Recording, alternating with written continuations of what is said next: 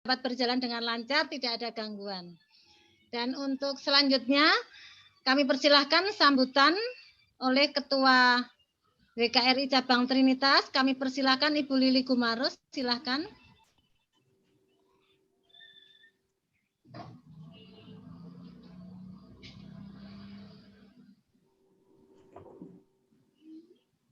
Gangguan apa, Mam? Selamat malam, silakan, Bapak Ibu Lili. Ibu. Ya, udah dengar suaranya? Udah ya? Udah. Selamat malam, Bapak Ibu yang terkasih. Shalom. Dengar, Bu. Ya, salam sehat untuk kita semua. Walaupun situasi pandemi, Ibu-ibu WKRI tetap semangat ya, semangat 45. Puji syukur pada Tuhan yang telah memberikan kita kesehatan, sehingga kita dapat berkumpul bersama di webinar malam ini. Terima kasih kepada Bapak Frans Nugroho dan Pak Patrick yang dari YPKI, sehingga webinar ini bisa terlaksana. Terima kasih juga kepada Ketua 2 Presidium DPD, Ibu Yuli Pandiangan, yang selalu mensupport dan menyemangati saya selalu. Dan kepada Ketua Ranting dan teman-teman semua, terima kasih telah hadir untuk menyempatkan diri mengikuti acara webinar malam ini. Semoga acara webinar malam ini dengan topik mencegah kanker payudara dapat berjalan lancar dan dapat memberikan manfaat untuk kita semua.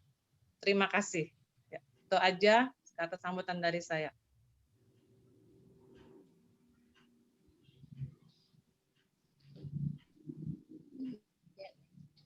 Terima kasih, Bu Lili. Dan kita lanjutkan dengan sambutan yang kedua dari Ibu Ketua 2 Presidium DPD. Silakan Ibu Yuli Pandiangan. Kami persilahkan. Baik, selamat malam para Ibu semua, Bapak Ibu peserta webinar kesehatan kanker payudara.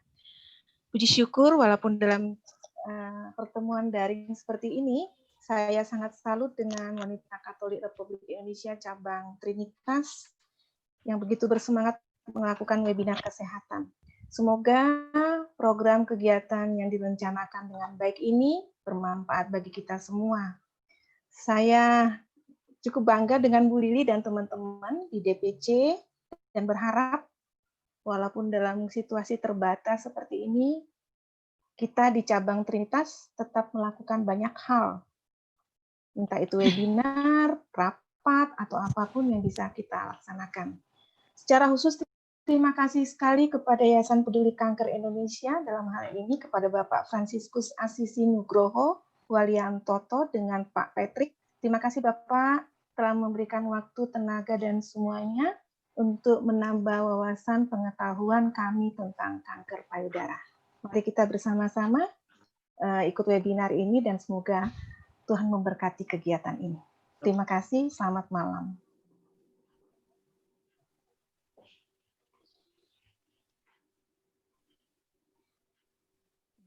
Terima kasih Ibu Yuli Pandiangan. Dan perlu kita ketahui bersama bahwa yang mendaftar dalam webinar ini ada 35 ibu-ibu WKRI Trinitas. Jadi puji Tuhan, dengan antusias teman-teman kita bersama ini ingin mengikuti sharing dan seminar malam hari ini untuk kita lebih bisa mencegah ya, paling tidak kita mengetahui tentang kanker payudara. Dan terima kasih ibu-ibu sekalian. Dan malam hari ini marilah kita mendengarkan dari penjelasan Bapak Frans Nugroho, juga perkenalannya. Silakan Bapak Frans, untuk waktu dan tempat kami persilahkan. Selamat malam ibu-ibu semua. Malam. Malam Pak. Ya, terima kasih banyak ibu-ibu sebelumnya. Saya mengucapkan terima kasih kepada Ibu Ketua WK Ibu Lili di cabang Sama Pak. dan juga ya Ibu Ketua 2 Presidium, Ibu Yuli yang ikut juga pada gabung kita pada malam hari ini. Terima kasih, selamat datang Ibu-ibu semua dan Ibu-ibu semua yang tidak bukan satu persatu. Selamat malam. Semoga kita selalu diberikan kesehatan oleh Tuhan kita Yesus Kristus. Walaupun di tengah pandemi ini kita masih bisa diberikan kesempatan untuk sedikit berbagi atau saya sharing. Jadi mungkin saya memberikan semacam aplaus atau semacam penghargaan ini untuk ibu-ibu ibu-ibu di cabang Trinitas. Kalau dari segi kesehatan memang ini luar biasa. Saya sudah bekerja sama sudah dari yang tahun berapa itu yang Servik sebelum Ibu Lili jadi ketua juga saya sudah pernah ke Trinitas. Sebelum Ibu Lili juga pernah sekali sana. Lalu kemarin terakhir kita kanker serviks ya Bu Lili dan pemeriksaan itu sebelum pandemi. Lalu saya kemarin kontak lagi dengan Bu Lili untuk payudara karena serviks udah pernah Pak payudara dan puji Tuhan peminat juga sampai sekarang banyak. Ini menandakan bahwa ibu-ibu di WKRI cabang Trinitas sangat peduli dengan kesehatan. Itu bagus Bu. Jadi satu nilai plus untuk ibu-ibu semua karena memang kalau kanker itu ya penyakit yang kalau kita bilang belum ada obatnya. Jadi perlu sebenarnya bisa kita cegah. Jadi perlu kita ada sedikit gambaran bagaimana untuk mencegah atau bagaimana untuk bisa mengetahui khususnya kanker payudara. Pada malam hari ini kita akan bahas nanti dari segi penyebabnya apa, lalu faktor-faktor risikonya bagaimana, gejala-gejalanya bagaimana, lalu bagaimana nanti cara untuk kita mengatasi, kita menghindari atau mengatasi solusinya bagaimana supaya kita yang sehat ini tidak atau dijauhkan dari kanker payudara. Sebelumnya mungkin kalau yang sudah pernah ketemu saya dulu waktu kanker serviks mungkin sudah hafal ya Bu ya, tapi mungkin yang belum saya perkenalan lagi. Jadi nanti kalau ketemu saya di jalan tidak dipanggil Pak Kanker. Ya. Karena itu pernah webinar, orangnya jelek itu namanya lupa saya. Pak Kanker payudara gitu kan. Jadi saya nengok ya Bu ya karena saya. Nah, nama saya panjang tadi Franciscus Assisi Nugroho Valentoro, panggil saja Pak Frans depannya. Atau panggil bututnya juga boleh kalau misalnya susah panggil depannya panggil bututnya boleh. Pak Nuk juga boleh, Pak Frans juga boleh. Pada malam hari ini saya ditemani oleh rekan saya sebagai host Pak Patricia. Kebetulan ini singkat ini kawan lama saya waktu kita masih sama-sama di seminaris Tramaris. Mungkin ketemu lagi di sini. Jadi kita dulu ini mantan kawan promo Ibu, tapi yang mungkin tidak jadi ya. Jadi kita romonya romo buat keluarga saja. Gitu. Jadi ini rekan saya Pak Patrick, rekan waktu sebenarnya. Baik, itu perkenalan saya di Yayasan Peduli Kanker Indonesia sudah dari tahun 2007 sampai sekarang. Lalu kita kantor ada di Jakarta Barat, Ibu. Ya. Nah, kita akan mulai untuk materi. Nanti setelah materi nanti ada sesi jawab.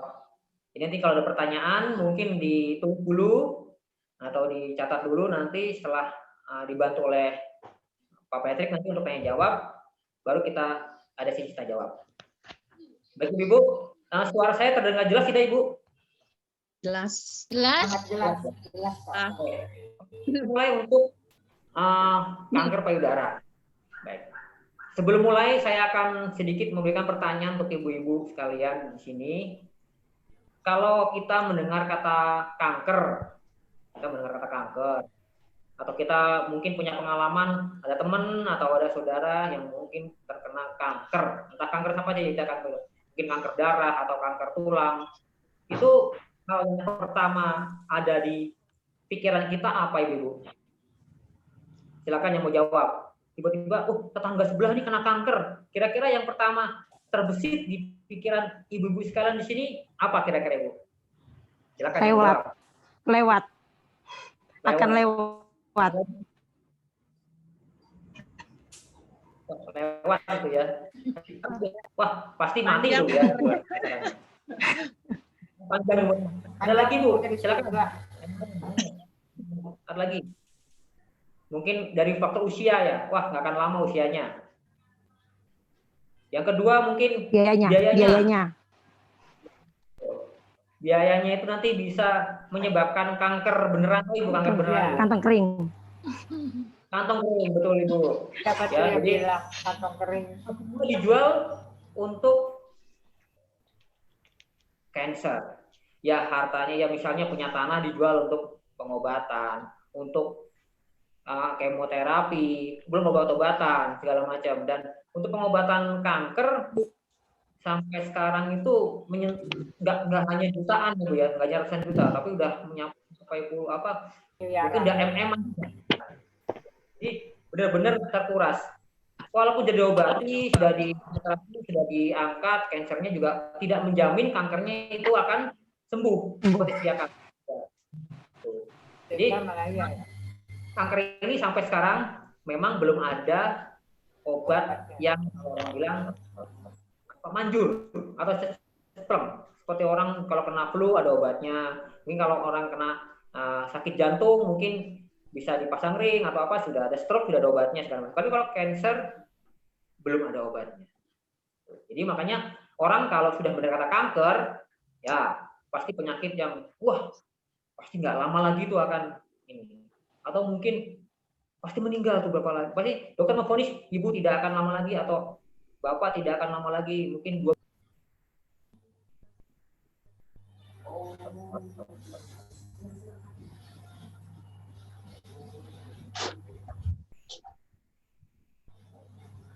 Pak Frans, unmute. Suaranya ke mute. Semua ke mute otomatis. Jadi Pak Frans juga ikut ke mute.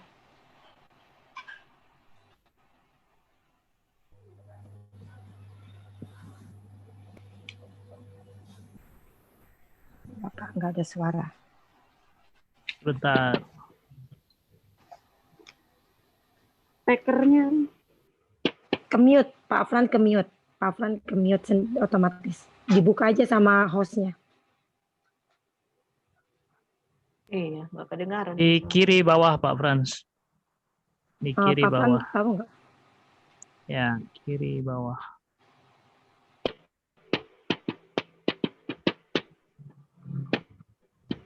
Ya, Sudah, Ibu? Ya. Oke. Mungkin nggak kepencet padahal dia kamu sendiri otomatis ya. Otomatis sama hostnya dimatiin semua. Oke. Baik, kita lanjutkan. Dan untuk kanker payudara ini ada beberapa hal yang perlu kita perhatikan. Ya, Bu, ya, nanti dari segi penyebabnya apa, faktor risikonya bagaimana, lalu gejala-gejalanya apa. Jadi diharapkan kalau kita sudah mengetahui, kita bisa melakukan tindakan preventif atau melakukan tindakan pencegahan. Karena ada hal terpenting. Jadi ada pepatah mengatakan mencegah lebih baik daripada mengobati. Ya, karena kalau sudah sampai tahap pengobatan, ya dari biaya, dari waktu, dari semuanya itu akan terkuras. Gitu. Belum lagi yang stres, belum lagi yang semuanya keluarga ikut jadi bingung semua. Nah, untuk kanker payudara, jadi untuk kanker payudara ini, Ibu sekalian, itu bukan hanya wanita yang artinya sudah menikah atau sudah menopause, tetapi yang masih gadis pun sekarang banyak yang sudah ada kasus payudara. Cuma nanti akan saya bedakan apa faktor penyebabnya, kenapa kok yang sudah masih gadis kok bisa, kalau yang sudah menikah dan sudah menopause kok juga bisa terkena kanker payudara, itu bagaimana penyebabnya, ya. Sebenarnya penyebab yang utama dari kanker payudara, saya akan bagi menjadi mungkin 5 penyebab kanker payudara. Yang pertama adalah bertambahnya usia. Jadi biasanya dari studi kasus yang dilakukan, yang terlihat atau pengalaman-pengalaman saya, biasanya yang terkena kanker payudara itu biasanya wanita itu di atas 50 tahun. Tapi saya tadi katakan tidak menutup kemungkinan juga bagi yang masih gadis itu bisa terkena. Hanya mungkin faktor risikonya saja yang berbeda. Kenapa kok gadis tidak bisa kena? Nah, seiring bertambahnya usia itu kan hormon yang ada di tubuh wanita itu kan mengalami penurunan juga. Nah, penurunan hormon itu menyebabkan rentan kena kanker payudara. Jadi sebisa mungkin jika sudah bertambah usia itu lebih hati-hati lagi. Artinya nanti saya akan saya terangkan bagaimana tips-tips untuk menjaga supaya kita bisa mencegah kanker payudara. Nanti ada bagaimana untuk kita melakukan sadari atau salari, nanti saya akan utarakan nanti di cara solusinya bagaimana. Nah, yang utama adalah usia di atas 50 tahun itu harus lebih berhati-hati lagi karena faktor hormonalnya sudah menurun ya. Harus berhati-hati. Yang kedua, ini biasanya berkaitan dengan obesitas atau berat badan. Jadi berat badan yang berlebih itu berisiko pada wanita itu berisiko untuk terkena kanker payudara. Kenapa? Karena jaringan lemak di sekitar payudara itu memproduksi hormon yang namanya estrogen, hormon estrogen. Nah, hormon estrogen itu kan untuk mempersiapkan nanti air susu jikalau sudah menikah, terus untuk mempersiapkan produksi sel sekitar payudaranya. Tapi kalau kelebihan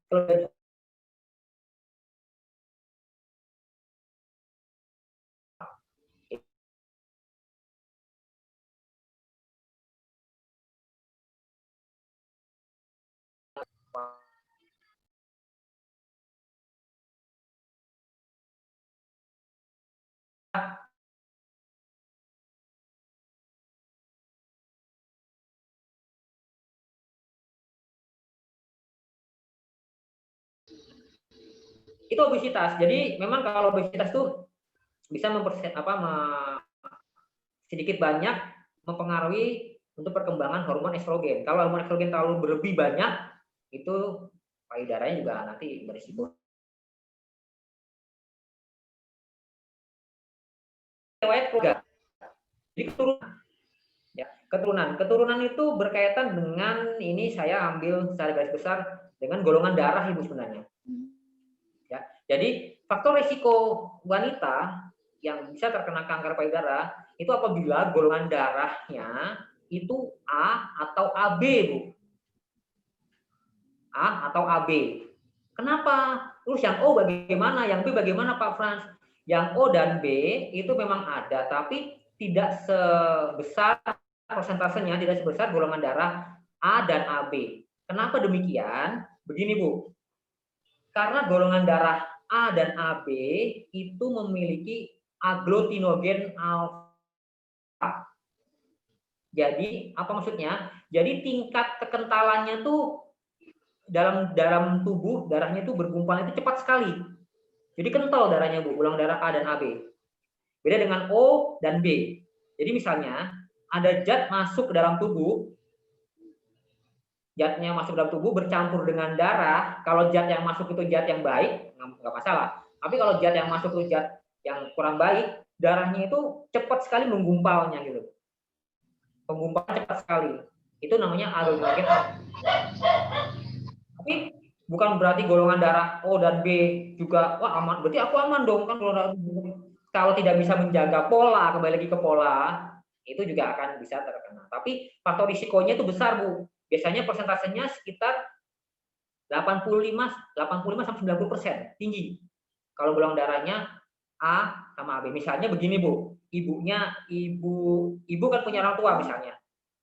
Orang tuanya itu misalnya golongan darahnya A atau misalnya AB.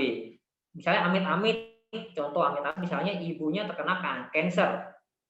Dan ibu golongan darahnya misalnya B.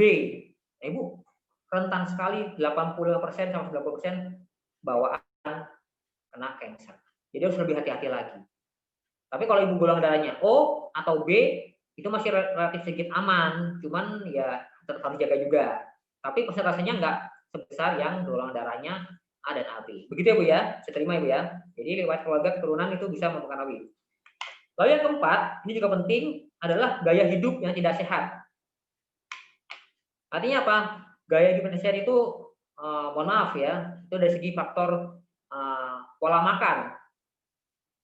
Makanan yang cepat saji, makanan yang berpengawet segala macam, terus ada yang mungkin, mohon maaf, wanita perokok, konsumsi alkohol, itu juga bisa berpengaruh. Jadi faktor-faktor pola gaya hidup itu harus dirubah. Kalau yang merokok ya segera berhenti, kalau ada wanita, atau konsumsi alkohol, atau mungkin makan makanan yang sebenarnya untuk makanan ini nanti saya akan sedikit share untuk makanan-makanan apa saja yang bisa untuk makan ini sebenarnya bukan tidak boleh untuk makan makanan yang kita jajan segala macam, tapi kita juga harus balance. Kita juga harus banyak asupan sayur juga, buah-buah juga seperti itu. Jangan terlalu sering juga makan makanan yang mungkin yang cepat saji atau apa, itu juga nanti bisa sedikit banyak mempengaruhi untuk proses dari kanker itu. Itu ya Bu yang keempat dari gaya hidup. Lalu yang terakhir adalah, ini penting juga, faktor usia, kehamilan dan melahirkan. Jadi ini saya ada sedikit ringkasan. Kalau terlalu muda melahirkan juga bisa terkena nanti kedepannya kena kanker payudara. Mohon maaf, terlalu tua pada saat dia melahirkan atau menyusui itu juga bisa terkena. Jadi begini, usia mungkin 16 tahun atau 15 tahun sudah menikah. Nah itu faktor risikonya juga ada untuk kanker. Kemudian misalnya 40 tahun menikah, lalu punya anak menyusui, itu juga faktor risikonya juga ada. Makanya saya bilang tadi, mungkin di tengah-tengah ya Bu ya, usia kita mungkin 27 ya Bu, 26-27 mungkin ya, menikah itu. Ya jangan sampai 40 tahun. Kalau 40 tahun baru menikah, lalu punya anak, menyusui, itu faktor risikonya kenapa kok bisa begitu? Otot-otot di jaringan payudaranya itu kan juga sebenarnya sudah kurang baik. Lalu kalau yang muda kenapa? Kalau yang muda kebaikannya, otot-otot yang sekitar daerah payudara itu juga belum siap sebenarnya. Belum siap, tapi sudah dipakai maksudnya sudah digunakan dulu. Jadi belum siap sudah digunakan itu juga tidak baik. Jadi maksudnya secara ini usia-usia matang berarti ya. Usia matang untuk siap menikah itu sekitar 27-an, Pak Nita. Nanti kalau punya anak gadis nanti diinfokan. Jadi kalau punya anak gadis jangan buru-buru dinikahkan. Ya, nanti usia 14 tahun ada saudagar kaya atau ada pengusaha kaya, wah punya apartemen, punya segala macam, wah udah mau nikah aja sana gitu ya. Kasihan juga anaknya nanti gitu. Faktor risikonya ada gitu karena memang belum ini. Atau juga jangan anaknya, mohon maaf, kalau punya anak jangan terlalu karir, misalnya karirnya lagi tinggi, lagi menanjak gitu, terus dikasih, kamu nikah Kak, udah mau 30 tahun nih, enggak ntar aja mah, nanti nunggu 45 tahun baru nikah. Nah, jangan juga, dikasih pengertian juga gitu ya, supaya tidak nanti menimbulkan hal-hal yang tidak diinginkan tadi gitu ya. Baik, nah ini juga ada oh ini bukan Pak Host, bukan untuk kanker rahim, salah untuk payudara. Nah itu jadi ada 5 faktor penyebab kanker payudara. Jadi yang pertama usia di atas 50 tahun, ini pengaruh karena usia itu nanti pengaruhnya ke hormon. Yang kedua obesitas, kita tadi udah bahas menyebabkan payudara. Jadi kalau bisa kita atau nanti punya anak gadis, kalau bisa ya berat badannya sebisa mungkin ideal, tidak terlalu kurus juga, tidak gemuk-gemuk juga. Nanti diatur bagaimana itu ya, karena juga nanti bisa berpengaruh obesitas itu, karena nanti kalau kegemukan nanti merangsang produksi hormon estrogennya banyak. Karena kalau hormon estrogen banyak nanti malah yang ada bukannya baik, malah nanti bisa pengaruh ke payudaranya. Lalu yang ketiga, riwayat keluarga tadi diperhatikan kalau punya golongan darah A dan AB. Kemudian orang tuanya juga ada riwayat kanker, itu juga diperhatikan, dan jaga hati-hati lagi. Kalau ada keluhan harus cepat-cepat diperiksa. Yang keempat, gaya hidup tadi, ada merokok, mungkin tadi minuman alkohol dan segala macam itu harus, kalau untuk wanita-wanita ya mulai sekarang jadi makan makanan yang tidak sehat, banyak cepat saji, berpengawet segala macam itu dikurangi. Yang terakhir itu adalah kalau untuk faktor risiko untuk kehamilan atau menyusui, ya. Jadi kalau yang terlalu muda juga tidak boleh, kalau yang terlalu tua juga tidak boleh. Karena kalau terlalu muda belum siap, ya jaringan-jaringan otot di sekitar payudaranya belum siap tapi sudah digunakan itu juga tidak baik. Lalu kalau sudah ketuaan, mohon maaf, itu juga kurang kondisinya juga sudah kurang baik juga, itu juga akan berpengaruh. Itu adalah penyebab-penyebab kanker payudara. Ya, nanti kalau ada pertanyaan silakan di ini dulu, dicatat dulu atau dikirimkan ke host, ya boleh diketik. Nanti kalau tiba-tiba udah pengen tanya aja nih, nggak sabar, boleh diketik. Nanti kita akan bahas di sistem jawab, gitu ya. Nanti kalau saya jawab sekarang, nanti yang ada kita malah jawab tidak, materi tidak selesai. Baik. Itu yang dari penyebab. Setelah kita tahu penyebab, tentunya kita tahu gejala-gejalanya untuk payudara. Karena ada beberapa wanita atau beberapa ibu-ibu yang memiliki gejala-gejala, tapi dia tidak tahu kalau bahwa itu awal dari kanker payudara. Kadang-kadang hanya dibilang, oh ini kok kayak gatal biasa, oh ini kayak benjolan biasa, tapi lama-lama nanti ternyata kok bisa kanker. Nah, saya akan gunakan gambar peraga, nanti ada gambar peraganya nih, mudah-mudahan kelihatan.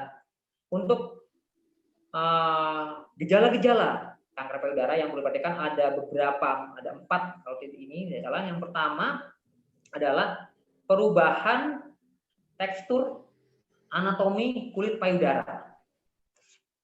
Saya akan informasikan ke ibu-ibu sekalian bahwa tekstur kulit payudara, baik yang anak yang masih gadis atau mungkin yang anak baru tumbuh puber, sampai menikah, sampai nanti ibu-ibu jadi oma ya, atau jadi simbah atau jadi itu tekstur kulit payudara kalau digaruk yang sehat warnanya harus merah. Dengar ibu-ibu? Tekstur kulit payudara, mohon maaf, tekstur kulit payudara itu kalau digaruk warnanya harus merah. Tapi mohon maaf jangan digaruk di sini ya Bu ya. Nanti penasaran, masih sih Pak Frans bohong, dibuka langsung digaruk. Dia merah, jangan. Nanti habis ini mungkin ke kamar mandi dicoba. Itu yang sehat. Jadi garuknya itu nggak usah kasar-kasar Bu. Ini misalnya garuk ya Bu ya, mohon maaf, garuk biasa gini. Ya, jangan pakai garpu digaruk gitu, jangan nanti yang ada berdarah. Nah, garuk pelan-pelan. Kalau pas digaruk payudaranya itu sekitar payudaranya itu warna kulitnya itu kok merah, berarti itu sehat Bu, bagus. Tetapi apabila digaruk kok warnanya kayak, ibu tahu busikan nggak Bu? Busikan, bersisik busikan. Kalau orang habis dari pantai, terus dia keluar dari air pantai, terus kakinya itu kadang-kadang kalau digaruk ada putih-putihnya itu Bu. Tahu Bu ya? Ya, busikan. Orang kalau kering gini kulitnya digaruk gini, wah ini kayak gini busikan nih Bu. Saya busikan nih, pas busikan tuh, ya, ada busikan. Nah, itu berarti sudah ada perubahan tekstur. Contoh gambarnya, tadi ada yang tanya ini, ada yang kok nggak ada PowerPoint-nya Pak? Memang belum dipersiapkan ya Bu ya. Nanti pakai gambar peraga aja Bu. Nih, nah, kelihatan nggak Bu gambarnya Bu? Kelihatan ya? Nah, ini awalnya perubahan anatomi kulit payudara. Jadi kalau kulit payudara ini kalau digaruk sebelah sini bunyinya garuk, itu warnanya harus merah. Tapi kalau warnanya sudah putih, busikan, itu lambat laun dia akan timbul seperti kutil ini Bu. Kalau didiamkan saja. Nah, lama-lama melebar seperti ini. Sudah cukup ya Bu ya gambarnya. Terlalu nanti, gambarnya kok serem. Jadi misalnya punya anak gadis, nanti suruh cek, Kak, coba Kak, atau Mbak, payudaranya coba digaruk, warnanya apa? Kalau digaruk merah berarti sehat. Kalau digaruk sudah putih, bersisik, cepat-cepat kontrol Ibu. Kontrol ke dokter, tanya. Itu berarti sudah ada ciri-ciri atau tanda-tanda awal untuk mengarah ke ini. Tapi nanti kalau itu sudah bisa diatasi, sebenarnya bisa diatasi, makanya itu masih ada pemisahan lebih lanjut. Tapi untuk awal, yang paling awal itu perubahan tekstur kulit payudara. Sampai mungkin misalnya ibu punya orang tua, coba punya orang tua, kulit payudaranya digaruk harus merah. Jadi nggak akan berubah dari misalnya bayi dia lahir sampai dia umur usia tua itu harus merah kalau digaruk. Itu yang sehat. Ya, baik. Itu dari tekstur payudara. Yang kedua, ini munculnya benjolan, Bu. Ya, saya berikan gambarnya. Ini gambar yang tekstur diulang. Ada pertanyaan, boleh. Mungkin ada yang belum jelas. Saya ulang. Maaf, ada pertanyaan gambar yang tekstur diulang. Nih Bu, teksturnya sebenarnya kulit payudara kan begini Bu. Tekstur di sini nih kalau digaruk dia harus warna merah. Ya, kalau digaruk dia ada busikan, saya bilang tadi kayak putih-putih, itu harus waspada. Awalnya begini, busikan diam saja, dia kan tumbuh kutil-kutil seperti ini Bu, kutil-kutil. Ya, jadi busikannya banyak. Infeksi kan lama-lama infeksi jadi begini. Ini yang udah infeksi sekali nih ya. Jadi mau diobatin pakai salep apapun nggak akan sembuh, yang ada malah dia melebar. Ya, yang kedua sudah saya ulang ya Bu ya, gambarnya tadi ada request. Munculnya benjolan di payudara. Mohon maaf, yang sebelah sini saya tunjuk dengan ballpoint. Yang sebelah sini dia normal ya Bu ya, normal. Ya, lihat ya Bu ya. Tapi yang sebelah sini ini ada ya Bu, kelihatannya Bu ya. Berbeda kan? Ini halus, ya ini ada ya benjolan seperti ini. Nah, sebenarnya untuk benjolan ini bisa kita deteksi, bisa kita antisipasi sedini mungkin dengan melakukan apa yang namanya sadari atau salari. Ada yang tahu singkatannya sadari atau salari? Silahkan yang bisa jawab. Ada yang tahu salari atau sadari apa? Ini di unmute semua ya. Dibuka unmute-nya. Apa otomatis sama Pak Patrick ya dia? Periksa payudara sendiri, sadari. Betul. Dengan Ibu siapa saya nggak bisa ngecek tadi ya, karena saya pakai HP jadi nggak. Betul Ibu. Pemeriksaan payudara sendiri-sendiri. Sudah pernah melakukan Bu? Sudah. Sudah. Jadi kenapa? Sadari kok pemeriksaan. Jadi pemeriksaan payudara sendiri-sendiri artinya apa? Tidak boleh diwakilkan, Bu. Contoh misalnya, Pak, sini Pak, apa? Tolong periksa payudaraku, gitu. Nggak boleh. Nanti yang jadi ada lain ya Bu ya, pemeriksaan payudaranya lain, sampai kemana-mana periksanya nanti ya. Jadi usahakan, apalagi sama tetangganya ya, Pak Satpam ya Bu ya. Pak Satpam, sini Pak, apa Bu? Tolong periksa payudara sadari saya. Jadi harus sendiri. Lalu konsepnya bagaimana konsepnya? Saya terangkan. Bagi yang masih menstruasi tiap bulan datang menstruasi, lakukanlah setelah 7 hari menstruasi. Ya, 7 hari setelah menstruasi bersih. Ini supaya hasilnya nanti baik.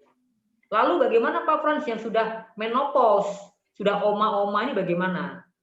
Sudah nggak mens. Untuk yang sudah tidak menstruasi, lakukanlah setiap bulan di tanggal yang sama. Ya, nanti kalau buat informasi ke orang tuanya, mungkin punya orang tua, setiap bulan tanggal misalnya bulan Januari tanggal 5. Nanti bulan Februari tanggal 5, bulan Mei tanggal 5, April tanggal 5 begitu, Bu. Jadi setiap bulan di tanggal yang sama. Tapi kalau yang masih menstruasi 7 hari setelah menstruasi bersih. Lalu teknisnya bagaimana untuk salari adalah dengan teknis perabaan. Ya, jadi diraba. Saya akan ambilkan contoh. Kalau mau memeriksa payudara sebelah kanan, sebelah kiri, gunakan tangan kanan untuk meraba. Ya, jangan payudara kiri, tangan kiri begini, susah Bu. Ya, ini tangannya di belakang, tiduran ya Bu ya. Atau kalau bisa, kalau nggak tiduran, dicermin boleh. Kalau dicermin begini, berdiri dicermin. Lalu tangan kanannya untuk memeriksa payudara sebelah kiri. Caranya diputar Ibu konsepnya. Ya, diraba. Jangan begini-begini Bu. Ya, udah Pak Fran begini-begini ya. Nanti nggak ketahuan ya, benjolannya nggak kedeteksi. Tapi pelan-pelan diraba 15 kali putaran. Nah, ini ada gambarnya.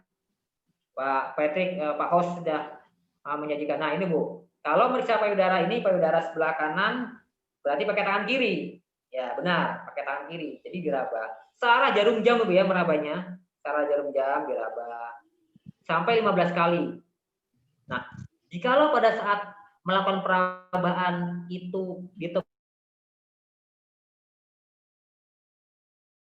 bawah ada kayak ginjal-ginjal atau benjolan kecil gitu, coba agak ditekan. Ya. Kalau ditekan itu sakit, udah stop. Jangan ditekan lagi terus, Bu.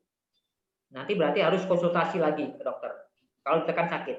Tetapi kalau ditekan dia tidak sakit, berarti itu kelenjar air susu, aman, is okay, nggak masalah.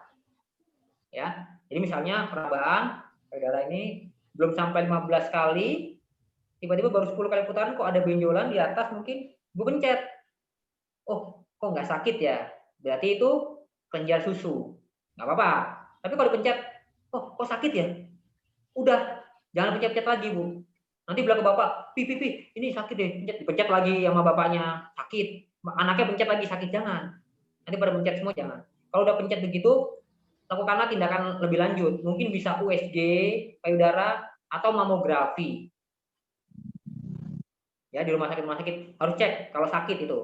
Kita tidak tahu tidak tahu itu kenapa, karena harus ada dicek dulu dokter. Bisa dengan mamografi atau bisa dengan lakukanlah namanya USG payudara. Katanya pernah bilang kalau ada mamografi ya. Saya pernah punya pengalaman, ada beberapa ibu yang mengatakan, Pak Frans, katanya kalau di mamografi itu malah merangsang, nanti malah jadi cancer, benar apa enggak gitu kan. Ya kalau ibu takut mamografi, pakailah USG payudara. Jadi ke rumah sakit bilang, Pak dokter, saya mau USG payudara. Nanti kelihatan Bu, benjolannya itu kenapa? Mungkin hanya busa lemak yang berkumpul di situ, menggumpal, dicampur dengan darah atau apa, atau mungkin kista payudara yang kecil masih bisa diangkat, masih bisa diambil. Ya, jadi kalau sudah ada benjolan kalau sakit dipencet sakit, jangan dipencet terus. Tapi kalau nggak sakit dipencet, itu air susu, nggak masalah. Itu dari benjolan. Lalu yang ketiga, saya akan pakai program ini. Setelah muncul benjolan, biasanya, mohon maaf Bu ya, kalau payudara itu kan dia ada putingnya Bu ya. Mohon maaf, ada putingnya. Putingnya kan menonjol Bu. Tetapi kalau sudah ada metabolisme cancer di breastnya atau di payudaranya, itu lambat laun puting payudaranya akan ketarik ke dalam. Jadi orang Jawa bilang mendelep. Mendelep ya Bu ya? Cilep. Ketarik. Kenapa? Karena kanker itu kan makhluk hidup. Jadi kanker itu kalau sudah menghinggap di payudara, ya semua jaringan-jaringan ini dimakan, termasuk juga putingnya ini dimakan. Jadi lambat ke dalam. Jadinya tadi puting yang menonjol, dia dimakan oleh kanker tadi, hilang ke dalam. Jadi cilep. Ya, lambat laun akan hilang seperti ini. Yang keempat atau yang terakhir, yang keempat,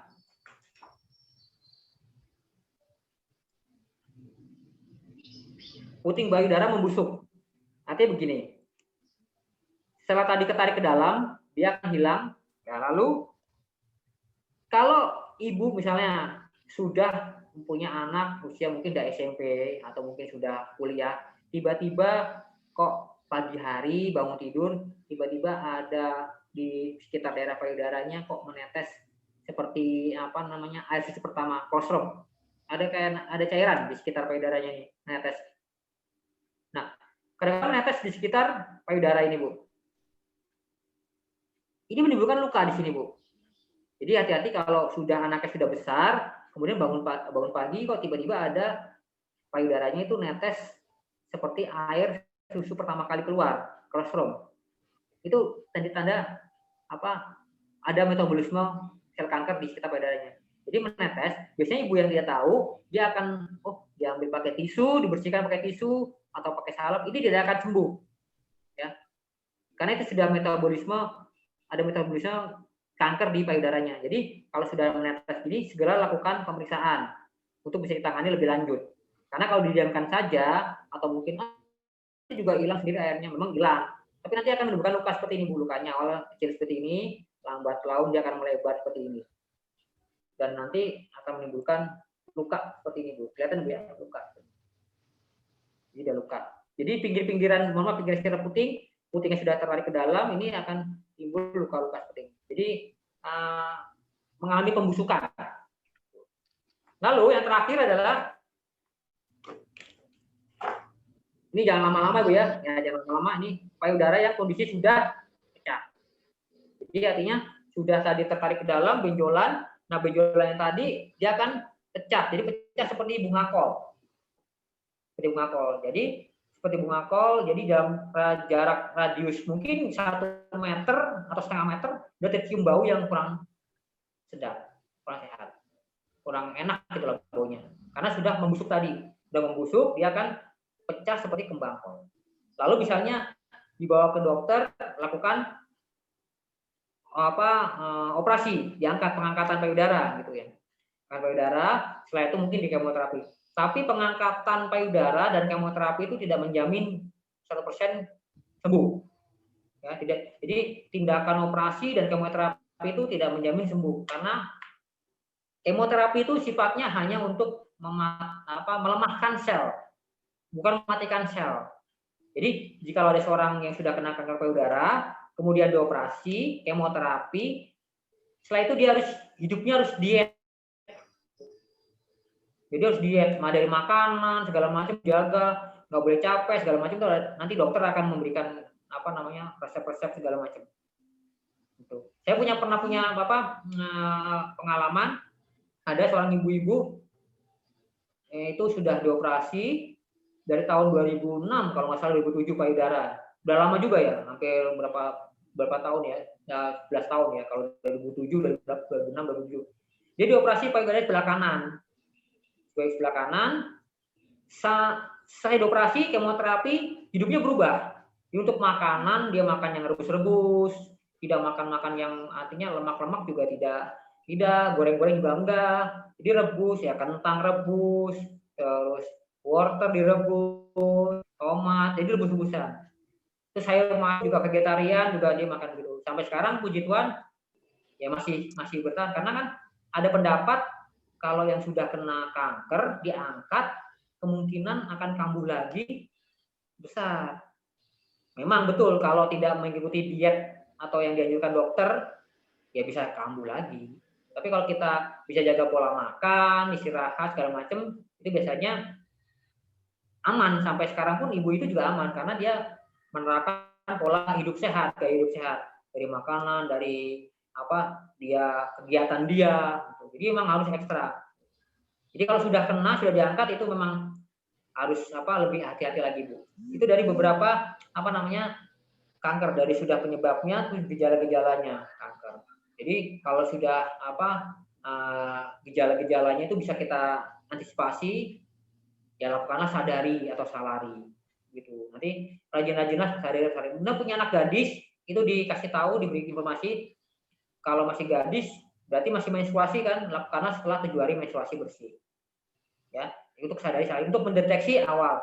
Kalau saya dulu waktu saya serviks kan caranya dengan pap smear atau IVA test itu. Tapi kalau payudara lakukanlah sadari atau salari. Itu Bu ya, bisa terima Bu ya. Baik. Lalu faktor-faktor makanan, saya tadi janji faktor-faktor makanan apa saja, ya, asupan-asupan makanan apa saja yang bisa untuk mencegah kanker itu bagaimana? Ya. Baik. Jadi untuk faktor makanan, saya balik tadi ke depan. Ini penting juga, Bu. Kalau untuk makanan, mulai sekarang coba usahakan makan makanan itu jangan terlalu sering makan yang pengawet atau makan cepat saji. Satu lagi, makanan yang dibakar, Bu. Dibakar-bakar. Kayak misalnya sate atau yang bakar, ikan bakar. Saya bukan bilang tidak boleh, mulai sekarang dikurangi, Bu. Sebenarnya bukan masalah dibakarnya itu yang, tapi arangnya itu, Bu. Arang yang digunakan untuk membakar itu. Posisi dibakar, kalau arangnya itu nanti menempel di makanan yang itu, di ikan bakar atau di ayam bakar, kita asup, nah itu biasanya menjadi dalam tubuh itu menjadi zat radikal bebas atau zat karsinogen. Jadi kalau yang kayak semacam makanan-makanan yang cepat saji, itu makanan yang dibakar-bakar, zat tersebut itu namanya zat karsinogen. Zat karsinogenik itu adalah cancer. Kalau terlalu sering asupan zat karsinogennya banyak dalam tubuh, itu akan menimbulkan efek di kemudian hari cancer. Jadi bukan nggak boleh, boleh lah. Kalau yang suka makan ayam bakar, boleh, tapi diatur waktunya. Ya, makanan-makanan yang berpengawet, ya untuk punya anak-anak ya, jangan terus ikan, mohon maaf, di nugget, sosis segala macam itu boleh, tapi kita harus balance, dikasih sayur mayur juga, buah-buahan juga seperti itu, Bu. Lalu makanan-makanan yang diawetkan atau dibentuk dalam bentuk kaleng, kayak sarden segala macam itu agak dikurangi, ya. Makanan-makanan berpengawet dikurangi. Lalu untuk saya kayak macam-macam bentuknya ya, itu mulai dikurangi, ganti dengan bumbu-bumbu yang alami, kayak bawang putih, bawang merah, ya gitu ya, garam segala macam itu, ya dikurangi lah. Misalnya pakai rasa banyak, dikurangi sedikit dikurangi. Itu makanan-makanan. Lalu perbanyaklah konsumsi sayur mayur, Bu. Nah, ini saya akan berikan tips ya. Sayur mayur apa saja sih yang baik? Ibu tahu brokoli? Tahu sawi hijau yang di mie ayam, cesim? Tahu ya. Sekarang banyak-banyaklah konsumsi seperti sayur mayur, brokoli, cesim. Atau yang sawi hijau ya, sawi hijau, cesim buat ayam. Kenapa? Karena brokoli itu kandungan kandungan zatnya itu baik, jadi banyak gitu loh. Jadi kandungan zat untuk pencegahan kankernya itu ya banyak, ya. Jadi sayur-sayuran lain bagaimana? Sayur-sayuran lain sebenarnya banyak, bisa, tapi untuk zat yang mencegah kanker itu paling banyak di brokoli dan sawi hijau. Lalu kalau ibu doyan kacang panjang, boleh kacang panjang. Lalu ini ada tomat. Tahu tomat, Ibu? Nah, tomat itu juga baik. Tomat itu biasanya untuk pencegahan kanker prostat untuk bapaknya, tapi untuk ibu-ibu juga boleh. Jadi kalau misalnya bapaknya suka perokok, suka ini, segera diberikan tomat. Jadi untuk mencegah kanker prostat. Karena di yang ini loh, Bu, di tomat itu kan ada biji-biji yang kecil-kecil ya, kayak kecil-kecil yang likopennya itu ya. Itu untuk pencegahan kanker prostat. Bagus sekali buat bapaknya. Ya. Jadi sayur mayur yang banyak, terus lauknya ini yang paling bagus adalah konsumsi ikan laut segar, Bu. Ya, ikan laut segar itu banyak konsumsinya. Lalu yang paling banyak kandungannya untuk pencegahan kanker itu adalah tempe. Tahu tempe, Bu? Oh ya, tempe itu kan mudah di mana-mana dapatkan ya, Bu ya, harga murah ini. Nah, kalau mengolah tempe, saya pesan itu jangan digoreng. Ya, kalau bisa ditumis atau kalau orang Jawa itu dibacem ya, Bu ya, dikukus segala macam ya, ditumis. Karena nanti itu kan kalau di tempe itu ada yang putih-putih kayak kapang-kapang gitu, Bu. Ya. Nah, itu kandungannya itu yang untuk pencegah kanker tuh ya, harus jadi jangan sampai kena goreng. Kalau digoreng nanti dia kan kering. Kering nggak ada khasiatnya. Jadi kalau bisa kapang tempenya itu yang putih-putih itu konsumsi. Jadi makanya tumis pakai kacang panjang atau apa lalu dikonsumsi. Ya. Jadi yang digoreng, kalau digoreng kering memang enak sih, Bu, tapi kandungan zat untuk pencegahan kankernya dia berkurang. Ya, berkurang. Lalu buahan, untuk buah-buahan ini zat yang paling bagus. Itu buahnya terdapat pada buah melon, Bu. Tahu melon, Bu? Tahu ya. Nah, kadang-kadang orang suka salah. Kalau ngupas melon itu dia sampai dalam, Bu, kulitnya. Ya, diambil yang manis-manis. Nah, kalau ngupas melon sekarang agak tipis-tipis saja, Bu. Tipis-tipis. Jadi yang rasanya sepet-sepet itu dikonsumsi. Itu zatnya banyak banget untuk pencegahan kanker. Ya, untuk kanker apa saja malah itu. Jadi jangan sampai kelihatan bersih gitu ya. Yang pakai yang ini ya. Boleh keras. Pahit, Keras. sepet-sepet. Ya. Emang tuh yang sepet-sepet itu yang bagus boleh dimakan. Lalu kalau doyan pepaya mengkel, Bu. Pepaya mengkel, tahu pepaya mengkel itu bagus. Lalu ada apel Malang. Apel Malang itu apel hijau ya, apel Malang ya, apel hijau. Itu juga bagus, Bu. Kalau apel merah itu Ibu harus makan 4. Tapi kalau apel hijau Ibu cukup makan 1 untuk kandungan zatnya, pencegahan kankernya. Jadi apel Malang itu cukup 1 makan apel udah ada zatnya sudah banyak gitu. Tapi kalau makan apel merah, Ibu harus 4 apel merah. Ya, jadi apel. Lalu yang ada lagi buah itu buah rasanya itu yang paling besar ya. Kalau buah-buah lain mungkin bisa banyak tapi nggak kandungannya nggak terlalu besar seperti yang tadi melon, apel, lalu apa tadi namanya? Apa itu tadi? Apel, melon, apa tadi, Bu? Pepaya. Satu lagi apa Pepaya. tadi? Pepaya mengkel. Pepaya mengkel. Oh, nah, jadi ada beberapa buah-buahan itu. Nah, itulah beberapa sebenarnya cara-cara untuk pencegahan kanker payudara. Jadi simpel sekali ya.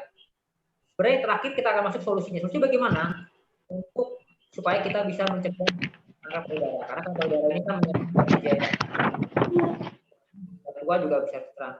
Lakukanlah dengan pola-pola hidup sehat. Pola-pola hidup sehat artinya mulai sekarang kalau hindari untuk penyebabnya. Artinya kita untuk mencegah kanker payudara itu kita harus menghindari penyebab-penyebabnya. Ya. Jadi mulai sekarang itu ya lakukanlah pemeriksaan sadari atau salari. Jadi kalau yang sudah saya tadi di depan tadi pemeriksaan payudara sendiri-sendiri nggak boleh diwakilkan.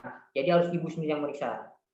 Kalau yang masih menstruasi lakukanlah 2 ekstra menstruasi bersih. Kalau yang sudah menopause lakukanlah setiap bulan di tanggal yang sama. Itu untuk sadari salari. Lalu kalau jika melakukan sadari temukan benjolan, kalau benjolan itu dipencet sakit, segera lakukan tes lebih lanjut. Bisa melakukan namanya USG payudara atau mamografi. Kalau dibilang ibu takut mamografi bisa malah memicu kanker, Pak Frans, ya udah pakai USG payudara. Ya, boleh payudara, USG payudara. Lalu kurangilah asupan-asupan makanan ya Bu ya, karena kan juga payudara ini ternyata untuk yang masih gadis atau untuk yang masih wanita remaja itu pengaruhnya dari faktor gaya hidup atau pola makan. Ya, jangan terlalu sering makan yang cepat saji dan semacam itu dikurangi, bakar-bakar dikurangi, ganti boleh sekali waktu boleh makan gitu, tapi di rumah kita harus juga makan sayur mayur, makan buah-buahan yang tadi disebutkan, yang ada zat-zat untuk pencegahan kankernya, lauk pauknya juga harus jangan yang misalnya bakar-bakar dan segala macam. Jadi pola-pola hidup ini sebenarnya yang bisa mencegah kita untuk paling tidak mengurangi faktor risiko untuk kanker payudara. Lalu kalau punya garis keturunan, misalnya sudah ada garis keturunan golongan darah ya, dari golongan darahnya kok tiba-tiba kebetulan kalau golongan darahnya AB atau B gitu ya, AB atau A atau AB misalnya gitu ya, kita harus berhati-hati lagi karena rentan sekali terpapar ya untuk apa namanya, karena kanker payudara. Karena golongan darah AB itu arginya alfa, jadi tingkat kekentalan pada zat tertentu itu akan cepat sekali. Jadi itu yang saya bisa sampaikan untuk kanker payudara. Saya sudah tadi jelaskan penyebabnya, sudah saya jelaskan gejala-gejalanya, lalu apa solusinya.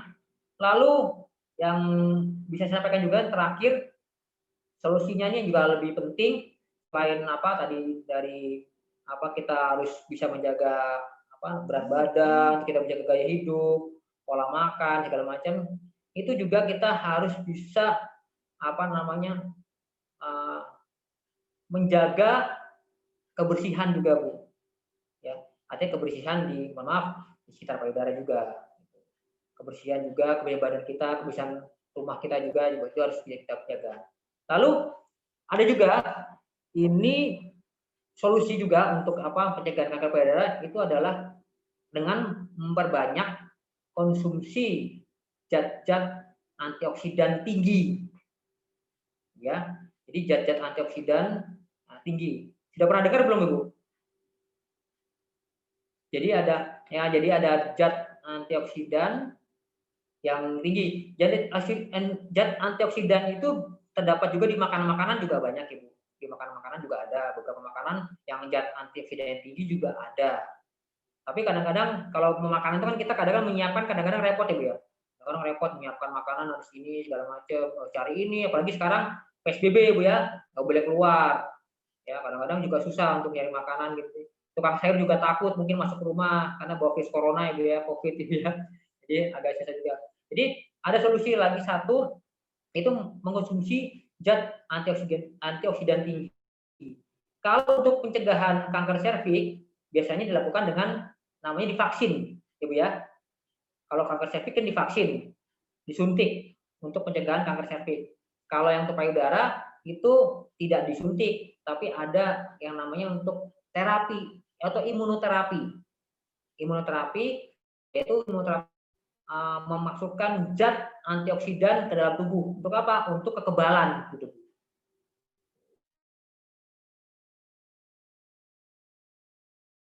Dan atau istilahnya terproteksi dari kanker payudara.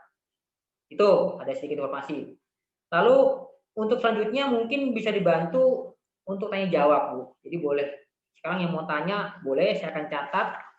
Nanti silakan dibagi bagaimana prosesnya. Yang mau bertanya silakan bisa dimulai dari sekarang Ibu. Mungkin sebutkan nama. Ada beberapa pertanyaan. Ada beberapa pertanyaan di chat. Tiga pertanyaan dulu boleh. Oke. Pak Fran itu ada pertanyaan, kalau tidak menikah bagaimana? Oh ya, silakan. Bagi wanita yang tidak menikah. Maksudnya bagaimana apa presentasinya bagaimana kalau kena payudara gitu Bu? Ini kan Resiko ada mungkin, pertanyaan Pak, resiko kalau tidak menikah. Itu pertanyaannya di chat Pak. Oke, baik. Oh iya baik. Ya. Oh bisa bantu Pak Patrick pertanyaannya bagaimana resiko kita tidak menikah ya? Kalau tidak menikah resikonya bagaimana? Terus kemudian pertanyaan kedua. Ya lagi. Bagaimana dengan yang sudah angkat rahim? Angkat rahim? Ya, bagaimana dengan yang sudah angkat rahim? Maksudnya bagaimana angkat rahim dengan payudara ini bagaimana gitu? Apakah berisiko juga Pak gitu mungkin? Oke ya, apa yang sudah angkat rahim berisiko gitu ya? Ya. Ada lagi satu lagi. Itu kedua, ketiga. Tadi sudah disebutkan mungkin cara lain pemeriksaan. Sudah ya tadi ya, dengan mamografi. Ya. Nah, mamografi. Lalu yang ketiga berarti apakah baru terdeteksi jika sudah ada benjolan atau apakah bisa dideteksi sebelum ada benjolan? Baik. Bisa dideteksi. 3 dulu ya. Baik. Baik, saya jawab Ibu ya. Jadi resiko bagaimana bagi wanita yang tidak menikah untuk resiko kanker payudara bagaimana? Saya akan jawab untuk resiko bagi wanita yang tidak menikah, artinya ya berarti kan tetap ada risikonya Ibu, tetap ada risikonya, karena kebanyakan juga kan kalau tidak menikah tetap kan produksi air ASI itu kan tetap berlangsung. Nah, dikhawatirkan kalau tidak menikah produksi air ASI berlangsung, itu juga kita juga konsumsi makanan juga bercampur dengan tadi hormon tadi, estrogen tadi akan bercampur dengan lemak yang kita makan segala macam akan. Tapi faktor risiko yang tidak menikah itu kalau selama si wanita tadi itu bisa menjaga pola makan, artinya bisa berat badannya ideal, terus dia konsumsi makanan juga baik, teratur, istirahat, segala macam olahraga itu faktor risikonya biasanya cenderung menurun Ibu. Jadi faktor risikonya cenderung menurun. Tapi kalau tidak menikah, terus biasanya konsumsi makanannya agak kurang baik juga, kurang segala macam, itu faktor risiko juga akan ada.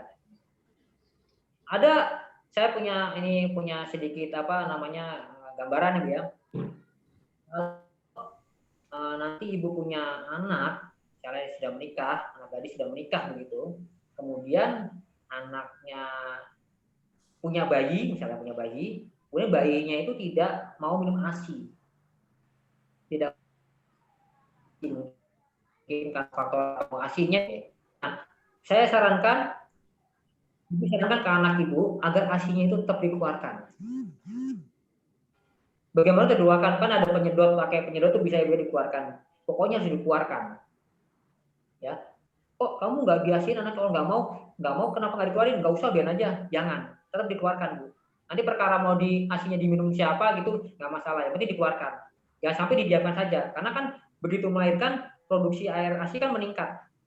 Ya, ada juga sih yang nggak keluar ASI-nya juga ada, itu faktor hormonal lain. Ini bagi yang ada air ASI-nya itu harus dikeluarkan kalau nggak mau bayinya. Kalau dia bayinya mau minum ASI ya syukur, berarti bagus. Tapi kalau nggak mau dikeluarkan. Jangan sampai dia dikeluarkan. Nah, itu nanti kan dari keluaran ASI-nya, nanti Ibu juga makan makanan yang tadi mengandung zat karsinogenik, ada lemak-lemak segala macam, nanti akan menimbulkan busa lemak di situ Bu, numpuk. Nanti awalnya ada kista payudara, nanti lambat-laun bisa jadi kanker. Jadi kalau punya anak gadis sudah menikah, air ASI-nya harus disusukan. Kalau anak bayinya nggak mau minum susu, dikeluarkan susunya. Ya. Lalu pertanyaan yang kedua, jadi faktor risiko yang tidak menikah sebenarnya selama wanita tadi tidak menikah tadi masih bisa jaga pola gaya hidup, aman. Tapi kalau sudah ini tidak baik. Yang kedua, bagaimana yang sudah angkat rahim, apakah berisiko juga payudara? Nah, ini berkaitan dengan metatasis Bu. Jadi metatasis itu penularan. Jadi istilahnya bermetatasis. Jadi sudah payudara diangkat, apakah bisa bermetatasis ke payudara? Bisa Bu. Jadi kalau sudah angkat rahim, itu saya bilang tadi, kalau seseorang yang sudah kena cancer dan sudah diangkat, itu pasti dietnya ketat Bu. Saya punya banyak pengalaman teman-teman yang sudah kena cancer, mungkin ada orang yang konsultasi ke saya, itu kalau sudah kena cancer, itu dari makanan, dari semuanya itu diatur oleh dokter. Jadi Ibu harus taati itu semua. Ya nggak boleh ini, nggak boleh itu, harus makan ini, makan itu begitu. Nah, kadang-kadang kan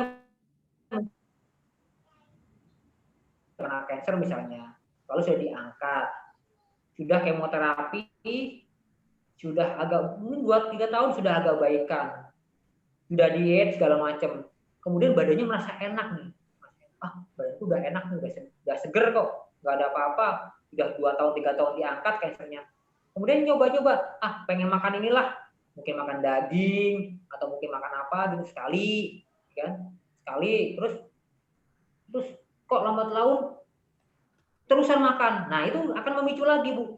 Kan saya bilang tadi di awal bahwa proses kemoterapi itu hanya melemahkan.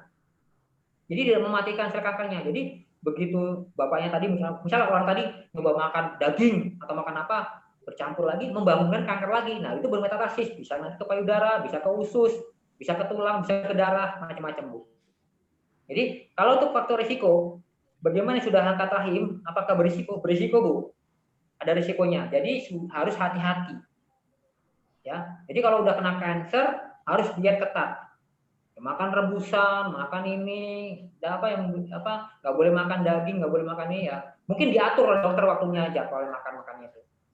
Ya, itu yang kedua. Yang ketiga, apakah bisa dideteksi sebelum ada benjolan? Sebenarnya kalau deteksi ini memang kalau cuma benjolan nggak bisa Bu. Jadi benjolan itu pasti kan kalau di dalam payudara itu kan mesti ada benjolan Bu ya. Jadi kalau Ibu raba itu kadang-kadang ada benjolan yang coba Ibu sadari atau sadari ada kayak benjol-benjol, ada benjolan kecil atau gede. Nah kalau Ibu deteksinya sebelum ada benjolan, apakah bisa deteksi? Sebenarnya nggak bisa Bu. Ya, yang bisa itu kalau sudah ada benjolan, lalu ada perubahan tekstur payudara tadi. Ya, jadi karena payudara, coba Ibu nanti sampai mungkin habis ini coba masuk kamar mandi digaruk, merah enggak? Kalau merah berarti sehat. Kalau merah sehat. Terus lakukan sadari atau salari. Kalau dipencet sakit, cepat-cepat periksa. Kalau dipencet nggak sakit, berarti kelenjar susu. Karena benjolan itu juga bisa kelenjar susu Bu. Jadi nggak semua benjolan itu bisa memicu ke kanker. Karena kan kalau kelenjar susu juga, namanya kelenjar kan dia ada kayak orang gitu kayak biji-biji, wah ini kayak benjolan gitu. Jadi, kalau deteksi sebelum ada benjolan, ya nggak bisa, pasti ada benjolan dalam tubuh, di dalam payudara pasti ada benjolan. Tapi kalau benjolannya dipencet, yang sakit, nah itu harus dicek. Tapi kalau nggak sakit, nggak cukup. Mungkin itu tiga pertanyaan, Pak Patrick. Ada lagi pertanyaan? Untuk 3 lagi? Banyak Pak, panen pertanyaan ini. Ibu-ibu silahkan. Ada banyak pertanyaan Boleh, di dibuka chat. Ya boleh dibacakan Pak. Baik. Apakah buah bit atau buah-buahan yang berwarna ungu bisa juga membantu? 1. Ya. Apakah Buah warna ungu ya? Ya, bagaimana membedakan infeksi akibat bakteri atau infeksi akibat kanker? Infeksi, bakteri, dan Atau kanker ya? infeksi kanker, ya. Nomor? Ya. Lalu yang ketiga,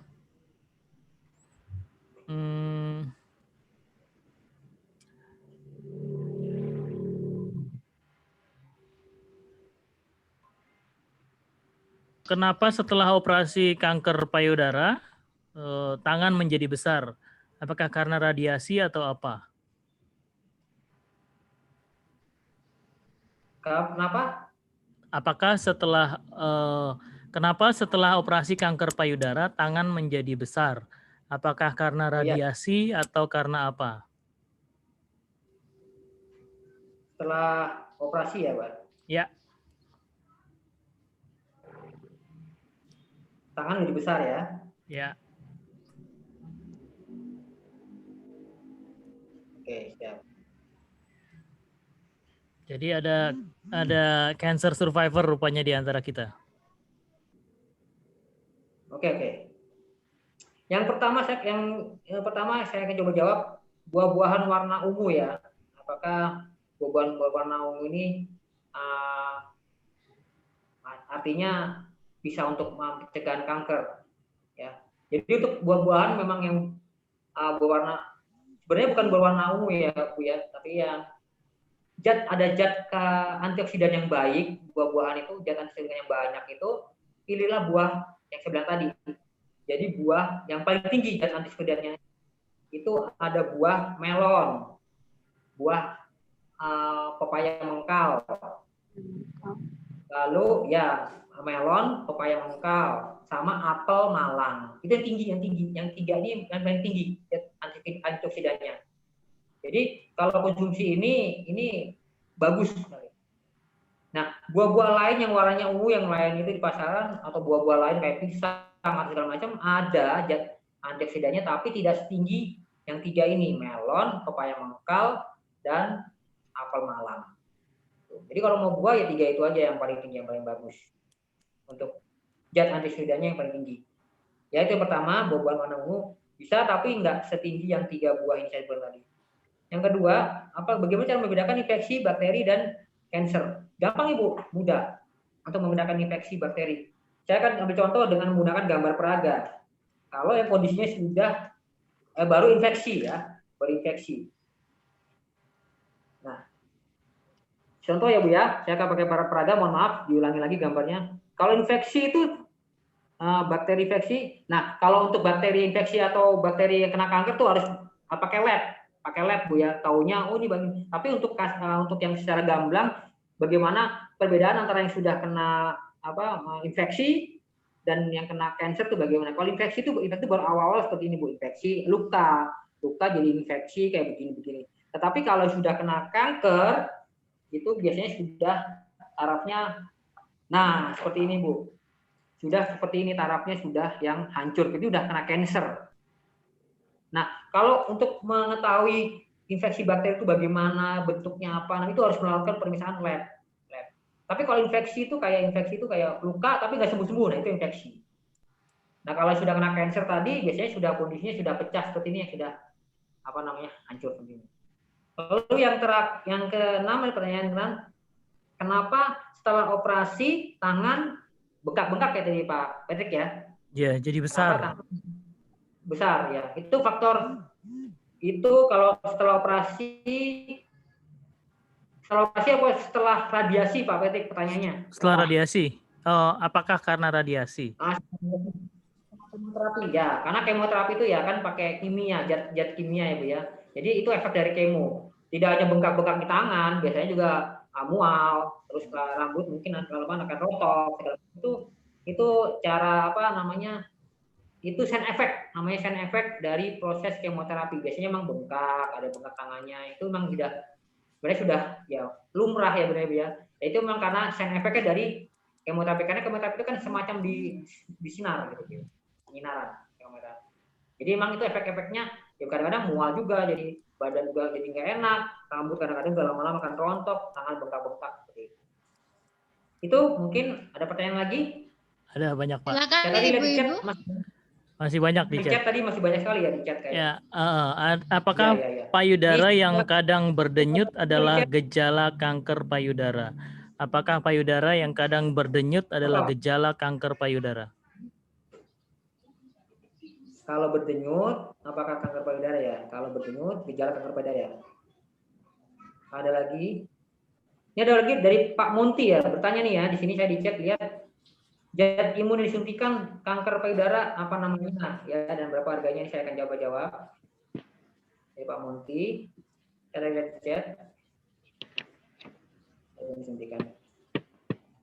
Berapa persen kanker payudara berapa persen kanker payudara itu faktor keturunan?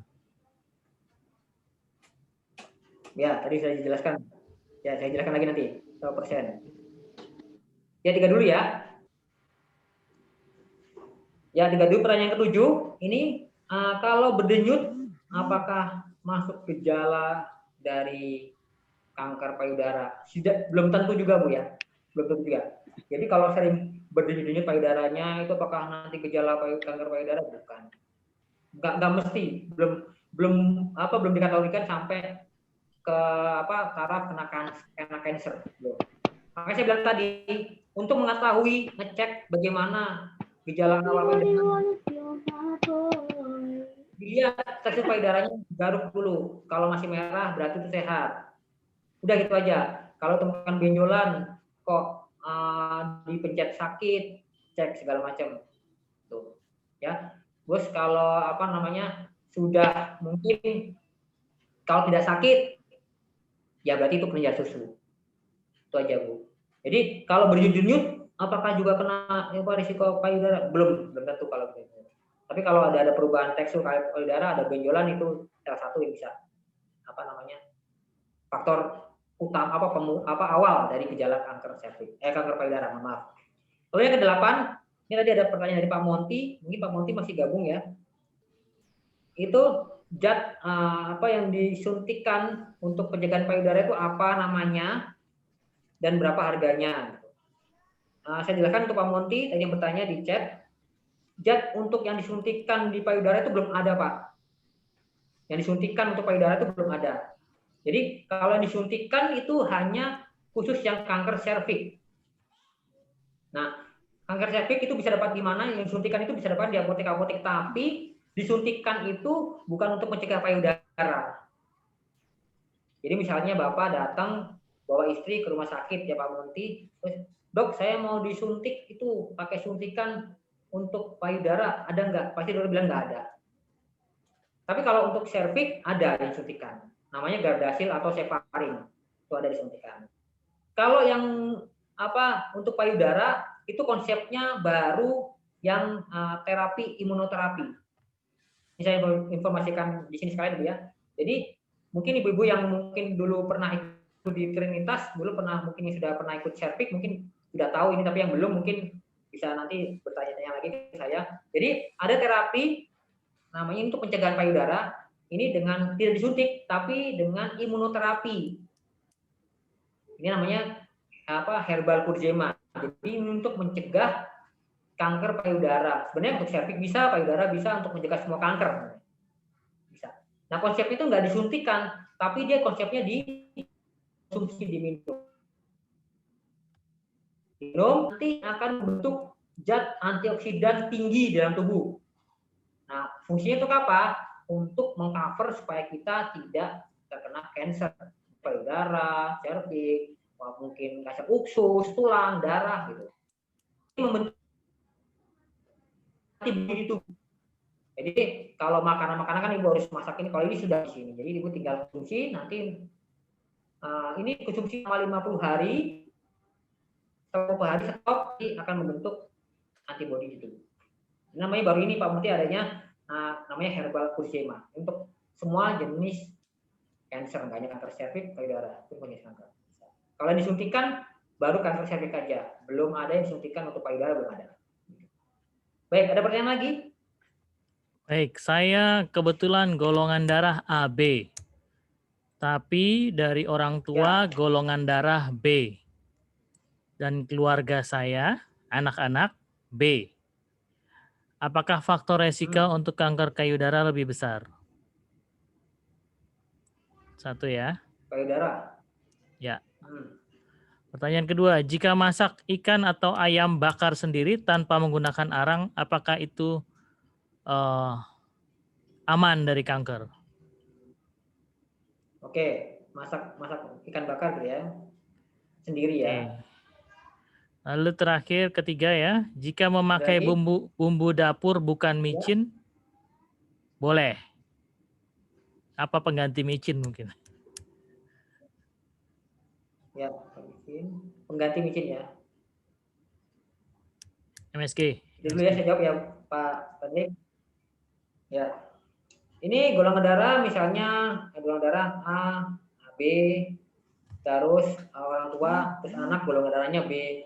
Apakah faktor risiko? Ada faktor risikonya. Saya bilang tadi faktor risikonya itu bisa sekitar 80 sampai 85%, ya. 85% sampai 90% kalau golongan darahnya A sama AB. Ya, tetapi untuk kansernya itu kadang-kadang juga nggak melulu kanker payudara. Sebenarnya kanker payudara kan juga menyerang pria, Bu. Ada kanker payudara juga pria, tapi memang persentasenya sedikit sekali untuk pria. Jadi kebanyakan wanita. Jadi memang untuk pembahasan kanker payudara pria memang karena faktor risiko dan kasus-kasusnya baru sedikit untuk yang pria. Nah, saya bilang tadi kalau golongan darahnya A dan AB bagaimana? Harus lebih hati-hati lagi karena sudah ada faktor risiko. Kalau orang tuanya golongan darahnya B atau AB, berarti garis keturunan di bawahnya golongan darahnya B atau AB, itu juga faktor risikonya banyak. Jadi harus lebih hati-hati lagi. Untuk terpapar atau untuk kena kanker itu ada persentasenya ya sekitar 85 sampai 90%. Jadi harus dari pola makan, gaya hidup harus diperhatikan lagi. Lalu kalau masak ikan bakar sendiri tanpa menggunakan arang bagaimana? Tidak masalah sebenarnya kalau tanpa menggunakan arang. Karena yang saya bilang tadi, kenapa kok bermasalah untuk ini bakar-bakar? Karena arangnya tadi, karena begitu misalnya makan sate ada arangnya, dibakar begitu Bu, nah itu nanti arangnya itu kan kadang-kadang menempel di satenya, menempel di ikan bakarnya, kemudian kita santap, itu kan arangnya berarti masuk. Tapi kalau kita masak di rumah dengan teflon yang dibakar sendiri, kan tidak pakai arang. Jadi kalau tidak pakai arang kan logikanya kan tidak ada zat yang masuk ke tubuh. Paling rasa gosong doang, pahit-pahit doang gitu. Kalau arang kan walaupun gosong tapi enak ya Bu ya. Sebenarnya yang enak-enak itu kadang-kadang yang kurang baik. Kalau udah pakai arang nempel gosong dimakan kok masih enak. Itu malah sebenarnya yang mau dimakan terus ya Bu ya, itu nggak boleh. Tapi kalau di rumah mungkin pakai teflon, agak gosong dikit dimakan kok nggak pahit ya, bedanya gitu ya. Kalau masak sendiri no problem, nggak masalah. Jadi nggak ada pengaruh. Tapi yang saya bilang kalau menggunakan arang, itu arangnya itu yang bisa menempel di sate. Lalu yang ke-10 nih, bukan micin, penggantinya apa? Saya sudah utarakan tadi depan, gantilah dengan bumbu-bumbu yang sifatnya dapur rumahan, seperti bawang putih, ya, bawang merah, mungkin garam, semacam itu, ya. Jadi gunakan pakai itu. Jadi kalau sebenarnya bukan nggak boleh pakai micin, boleh, tapi memang harus kadarnya sekarang harus dikurangi. Ganti dengan bumbu-bumbu yang tadi, perbanyak bumbu yang tadi. Mungkin bumbu tadi ditambah micin sedikit gitu.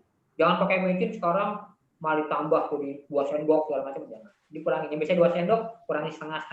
Nanti ganti dengan kayak bawang putih, bawang merah, ya gula merah, betul, gula merah, ada yang gula merah atau apa, garam gitu. Ya, mungkin itu pertanyaannya yang saya jawab. Ada lagi pertanyaan? Masih ada, Pak. Kalau di rumah saya pengganti micin pakai Ya, tomat. boleh. Oh iya, bisa. Boleh, Oke. boleh. Jika puting suka gatal, itu tandanya kanker atau bukan, Pak ya? Atau apakah itu dari BRA? Nah, kalau dari BRA bisa menyebabkan kanker, ataukah ada BRA yang recommended untuk anti kanker atau anti gatal? Ya. Ada lagi? Satu, kembali lagi soal faktor keturunan. Apakah jika kedua orang tua atau salah satu orang tua cancer, anaknya pasti ada yang kena juga? Ya, kalau orang tua cancer, apakah anak akan kena juga? Anak ya. Baik, ada lagi? Terus, apakah untuk mencegah juga USG harus dilakukan secara rutin? Lalu kalau biayanya berapa, Pak? USG itu berapa sih biayanya? Udah ya, 3 dulu ya. Ya, di dalamnya juga ada, apakah kalau BRA kurang bersih juga resiko kena kanker juga, Pak? Tadi yang nomor 2. Kurang bersih ya. Baik, ini ada 3 pertanyaan, saya jawab dulu. Yang pertama tadi ini, apakah putih suka gatal-gatal itu pertanda kanker? Terus dari BRA bagaimana? Adakah BRA yang recommended untuk kanker? Ya, saya akan jawab satu persatu. Kalau yang gatal tuh di daerah putingnya itu belum tentu cancer, ya, belum tentu cancer Bu.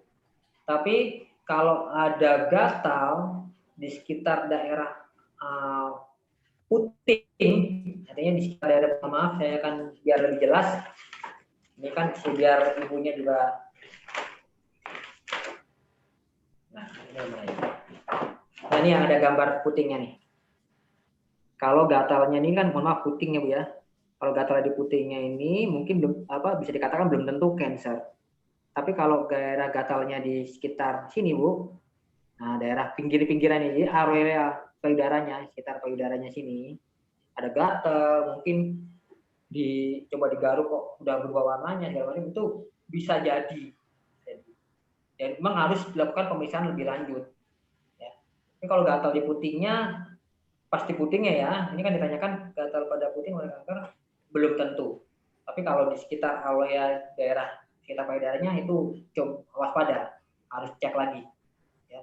Lalu BRA bagaimana? Apakah BRA itu juga bisa mempengaruhi untuk kena kanker atau bagaimana? Sebenarnya untuk pemakaian BRA ini sebenarnya masih dilema ya Bu ya. Kadang ada pertanyaan, pakai BRA itu bisa kanker? Apa yang berkawat segala macam itu bisa kena kanker atau bagaimana? Sekarang gini aja Bu, kalau menggunakan, saya nggak ada recommended BRA apa yang bisa untuk mencegah kanker karena saya bukan dari agen BRA ya Bu ya, saya juga nggak punya.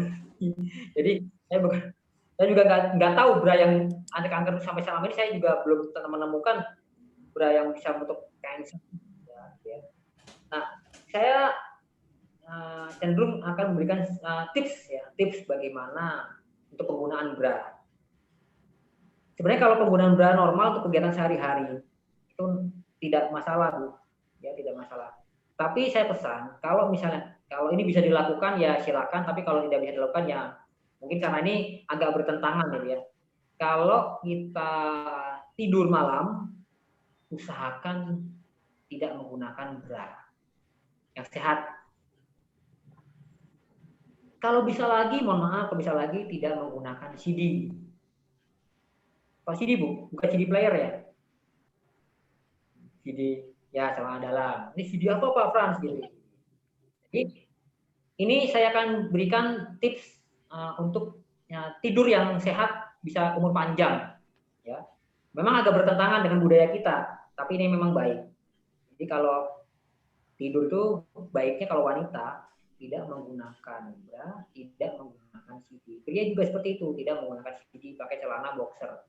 Wanita juga tidak pakai bra, tidak pakai CD, pakai daster. Ya, itu yang bisa sehat, yang baik. Tapi kadang-kadang kan mungkin, Pak, geli Pak, nggak biasa pakai. Emang nggak biasa ya. Nah, saya kan saya pernah cek sama kuliah juga ada teman orang Jepang gitu ya. Orang Jepang dia sering cerita bahwa di Jepang itu orang kok bisa umurnya sampai panjang. Kadang sampai 90, 100, kenapa? Karena dari pola tidurnya baik. Jadi kalau orang Jepang itu dia tidur itu tidak pakai tidak pakai CD yang cewek. Ya. Tidak pakai apa-apa. Dia pakai apa? Kimono. Tahu kimono ya? Kimono kan pakaian tidur Jepang. Kimono, lalu dia tidur. Jadi dia lepas semua atribut yang nempel di tubuh, bra, pakai kimono. Nah, itu ternyata penelitiannya surplus. Jadi di payudara dan di daerah sekitar misfinya itu baik. Jadi meningkatkan umur panjang.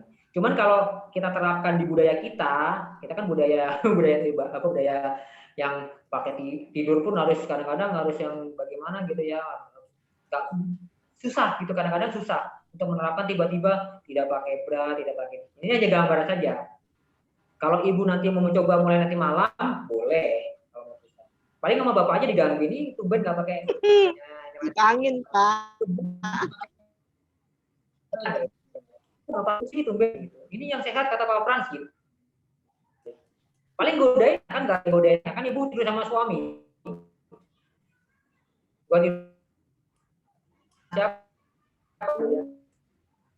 Saya sedang ketemu dari ada orang gitu kan. Saya lagi tidur sama-sama di ruang tamu, kipas angin, roknya semegar ya repot itu.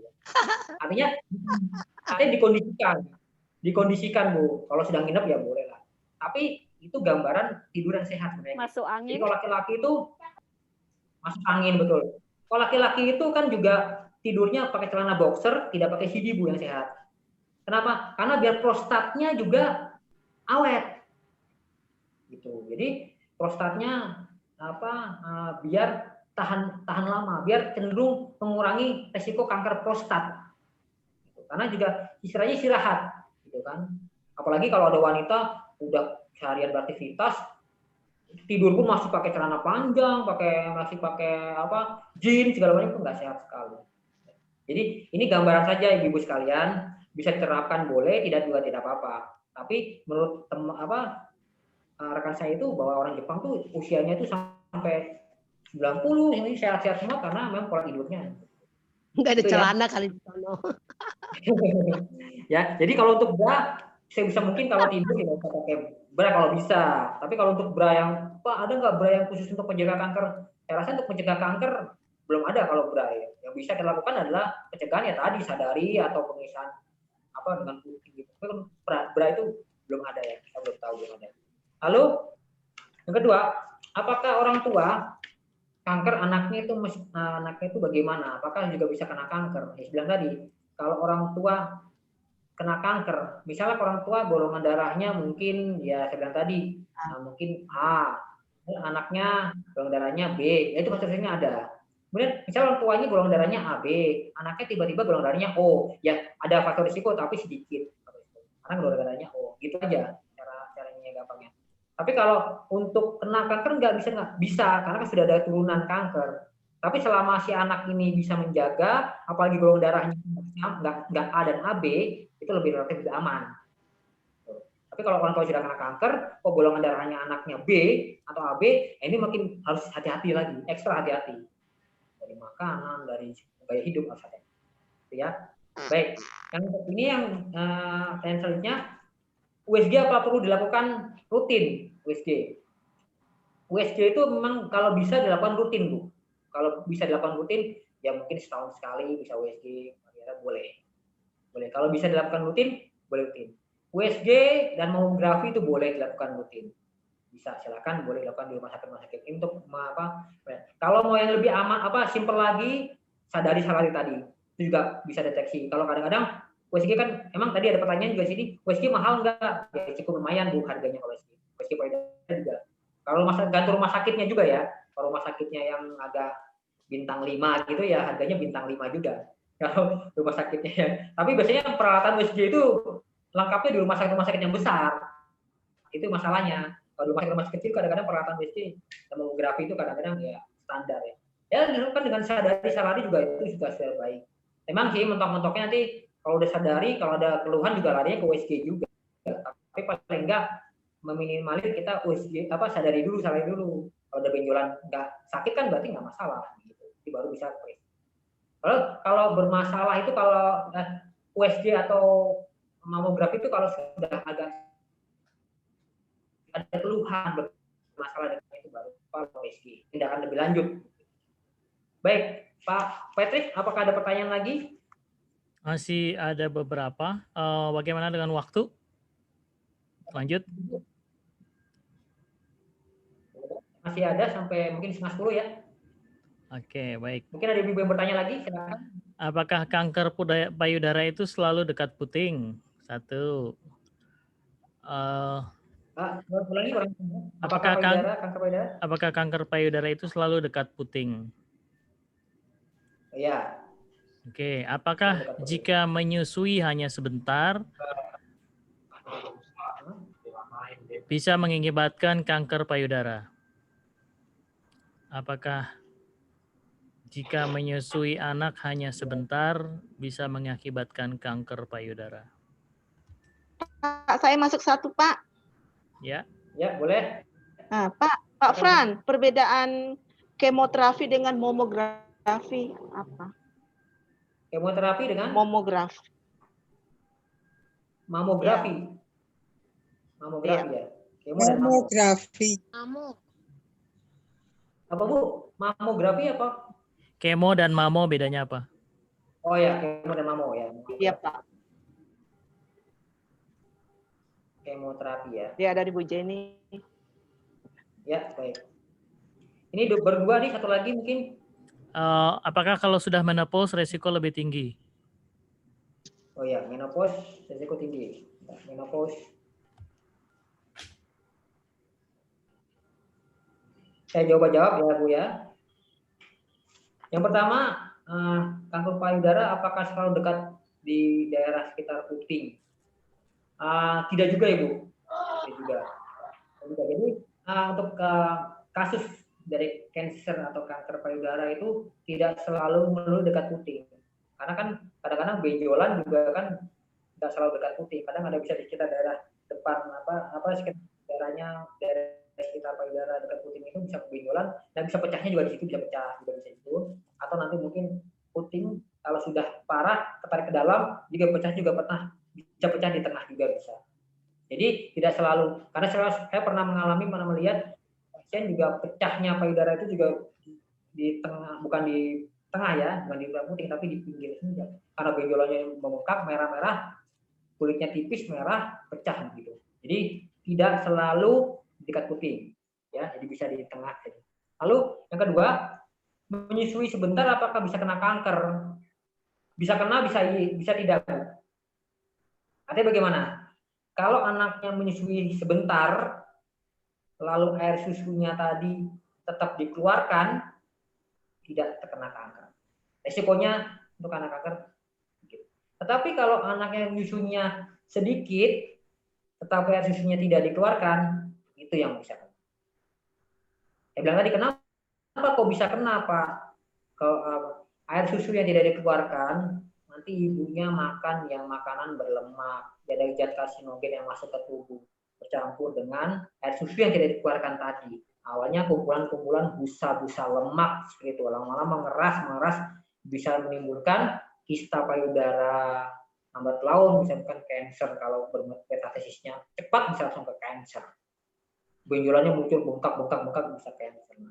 Jadi kalau menyusui ini kalau sebentar tetapi dikeluarkan juga nggak masalah. Artinya, oh baru berapa bulan anak saya sudah berhenti asinya nih. Keluarkan susunya pakai apa? Ada penyedot ya Bu ya.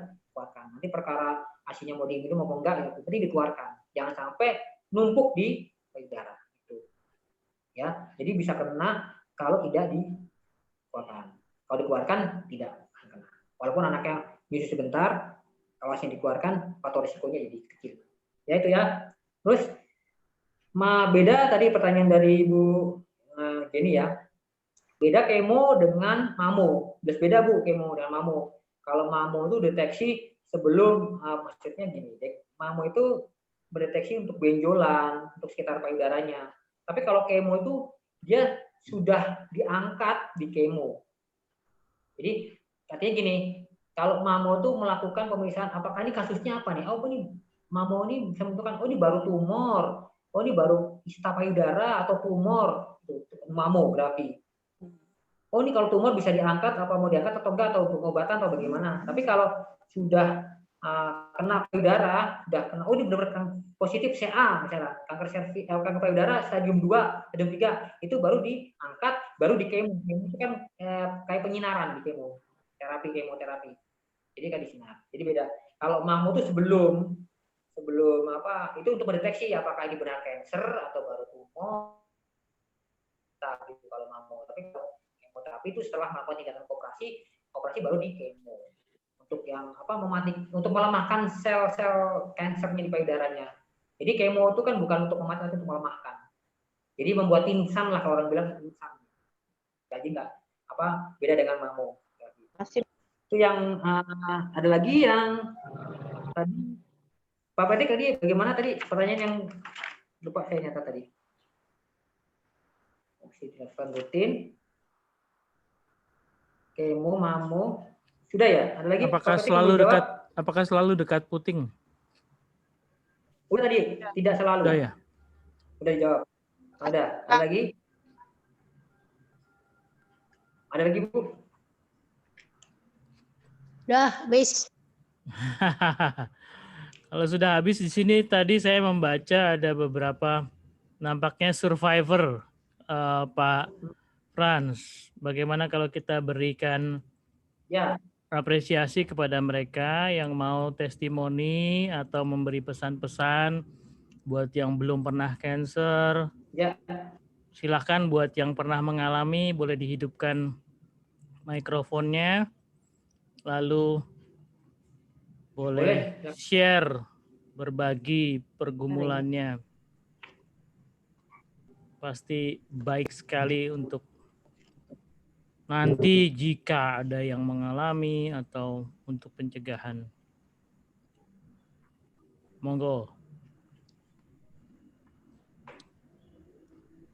Silahkan. Selamat malam. Oke, silakan. Ya. Ibu siapa nih?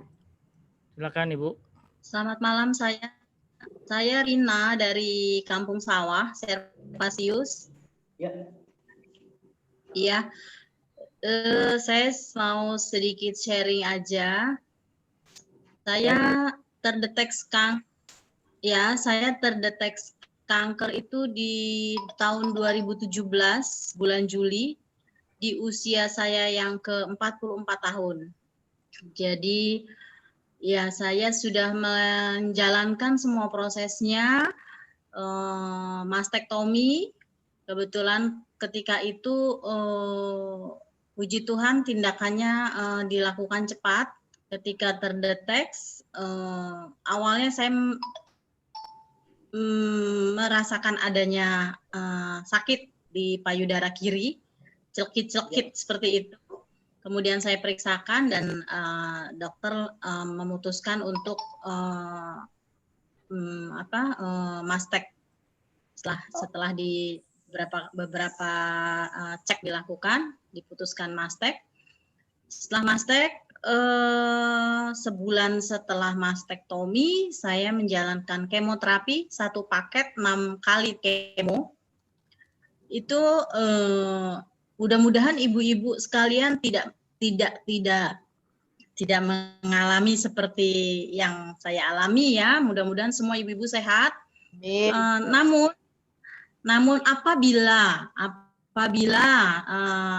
Tuhan mengizinkan hal seperti yang saya alami terjadi pada ibu-ibu, jangan takut. Karena yang pertama itu yang membuat saya sampai saat ini puji Tuhan masih sehat ya adalah mindset bahwa semuanya itu terjadi karena kehendak Tuhan, 1. Kedua, kita percaya, kita yakin bahwa semua akan baik-baik saja. Jadi ketika saya mendengar bahwa CA grade 2, secara manusiawi takut, sedih, tapi puji Tuhan berusaha untuk move on dan berpikir positif. Jadi saya menjalani 6 kali kemoterapi, berat, memang berat. Di kemo pertama rambut saya lepas, bukan rontok tapi lepas. Kemudian sampai kemo keempat, rambut saya ya gundul, muka bercak-bercak, muntah-muntah seperti orang ngidam ibu-ibu. Bahkan lebih parah ya. Tapi dengan keyakinan dan semangat untuk sembuh. Tentunya juga yang selalu saya lakukan ya, kita terus berdoa ya. Sebagai pengikut Yesus, selalu kita minta tutup bungkus Yesus dengan kuasa darahnya, supaya saya dikuatkan. Puji Tuhan, setelah kemo 6 kali, saya langsung, kemo itu kenapa kita rambutnya rontok, muka bercak-bercak, karena kita diinfus Ibu. Diinfus, dimasukkan cairan 6 botol, cairan keras itu, karena perawat yang membantu untuk kemo pun pakaiannya berlapis-lapis menggunakan APD. Nah itu obatnya keras, jadi membuat kita rontok rambutnya. Bukan hanya rambut, bulu-bulu di kulit yang lainnya pun rontok, kuku hitam-hitam. Tapi nggak apa-apa. Kalau kita percaya, kita yakin Tuhan Yesus pasti beri kekuatan. Setelah itu saya menjalani sinar. Sinar 25 kali, radiasi. Radiasi 25 kali karena di payudara yang diradiasi itu di daerah dari leher sampai dengan dada. Itu saya diradiasi ke-10, saya susah untuk menelan. Jangankan menelan makanan, menelan air itu seperti kesilet lehernya. Tapi ya itu tadi, setiap kali mau minum, saya selalu katakan dalam nama Tuhan Yesus. Saya paksa dan puji Tuhan sampai sekarang saya sehat. Memang agak gosong di leher dengan tembus ke punggung. Tapi nggak apa-apa. Jika nanti, tapi mudah-mudahan sampai terjadi pada ibu-ibu ya. Tapi seandainya Tuhan mengizinkan, ibu-ibu harus kuat. Harus yakin, jangan takut, jangan dengar kata orang, nanti kemo begini, kemo begitu. Nggak apa-apa, tapi semuanya itu tergantung daya tahan tubuh. Tergantung daya tahan tubuh kita. Nah, kalau bagaimana supaya kita kuat, ya kita harus paksa. Di kemo keempat itu berat-beratnya saya, tapi saya paksa. dalam nama Tuhan Yesus saya bisa makan. Saya bisa makan. Jadi kalau ada orang bilang, aduh nanti kemo tuh parah, muntah, nggak bisa makan, gini yang jelek-jelek, yang menakutkan. Nggak usah. Puji Tuhan saya sudah dikasih umur panjang sampai saat ini saya memasuki tahun keempat. Dan sampai sekarang saya masih menjaga pola makan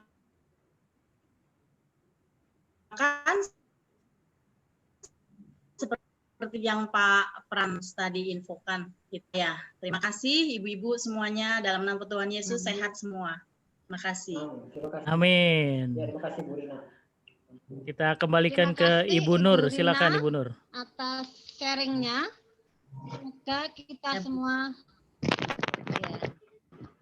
Sekali lagi terima kasih Ibu Rina yang boleh memberikan sharingnya, pengalaman hidupnya. Semoga Ibu selalu sehat ya, diberkati Tuhan. Amin. Tuhan yang punya hidup kita, ya kita akan dipeliharanya.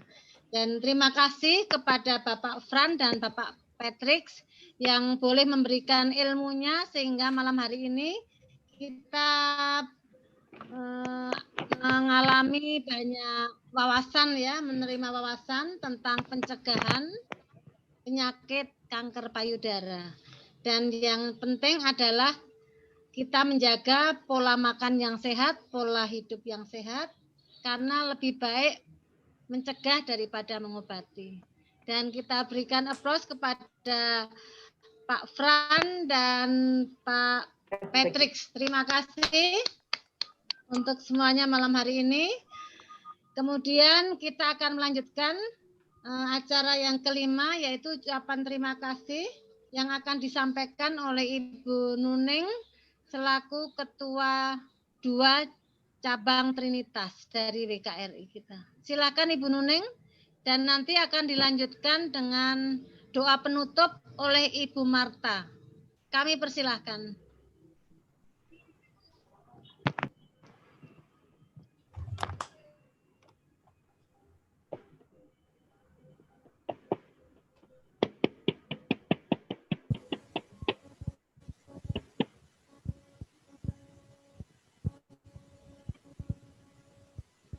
Masih ada gangguan ya?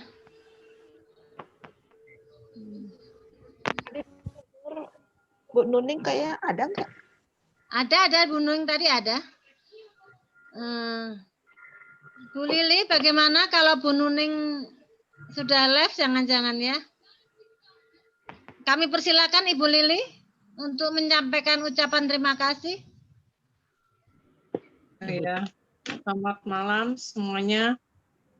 Terima kasih Pak Frans Nugroho, Pak Patrick, ibu-ibu semuanya dari DPD, dari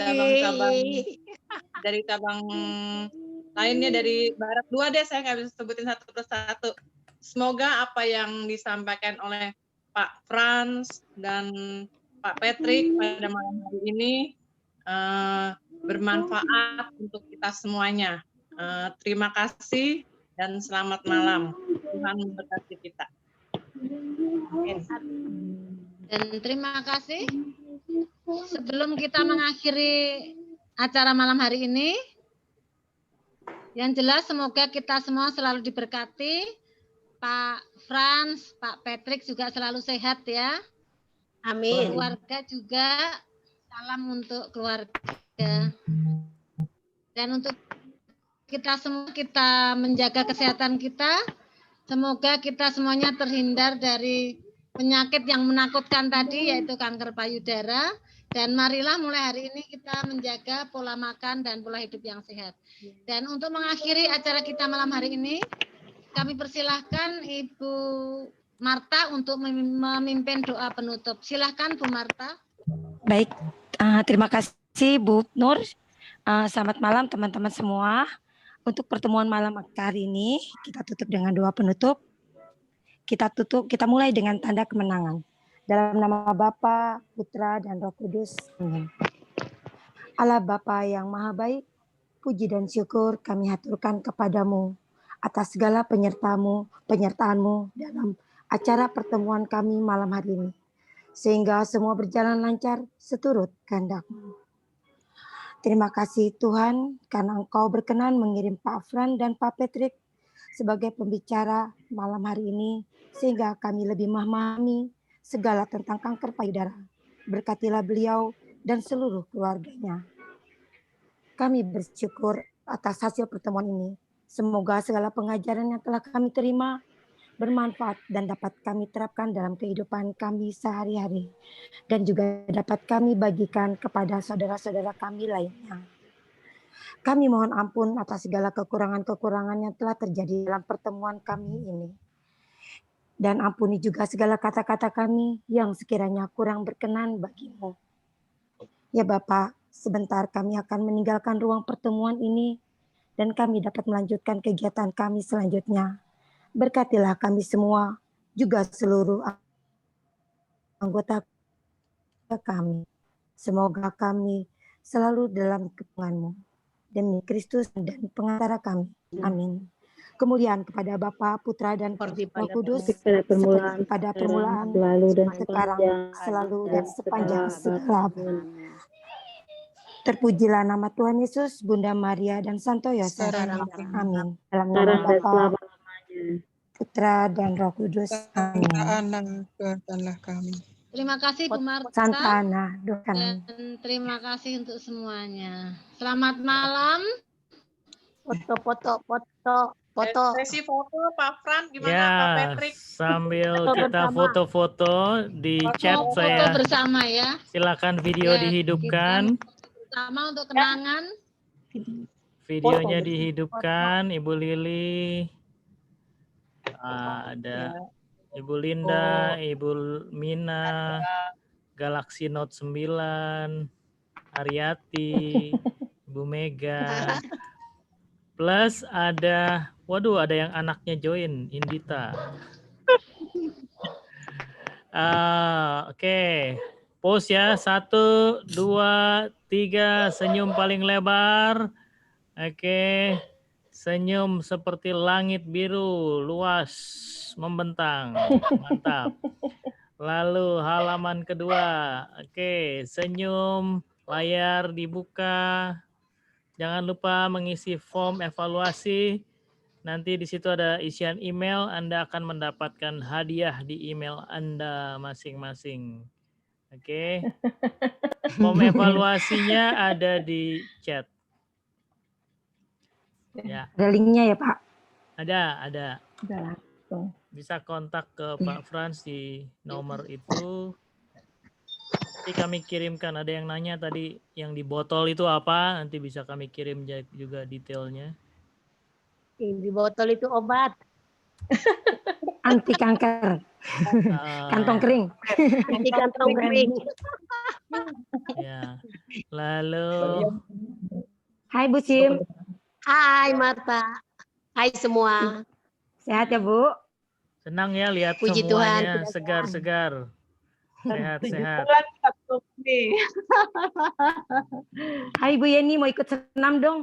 Ayo dong. Kita lagi latihan lenden nih. Lagi PSBB. Ya, Bisa jaga jarak, pakai masker. Protokol. Juga. Ayo lagi ditutup. Ini mumpung Trinitas bertemu ya, MBK. ngobrol. Ya, reuni. Iya. Ayo. Iya emang. Pamit ya Bu Lili, terima kasih Bu Lili, Pak Fran, Terima kasih, Ibu. Terima kasih buat kehadirannya. Terima kasih ya saat bermanfaat.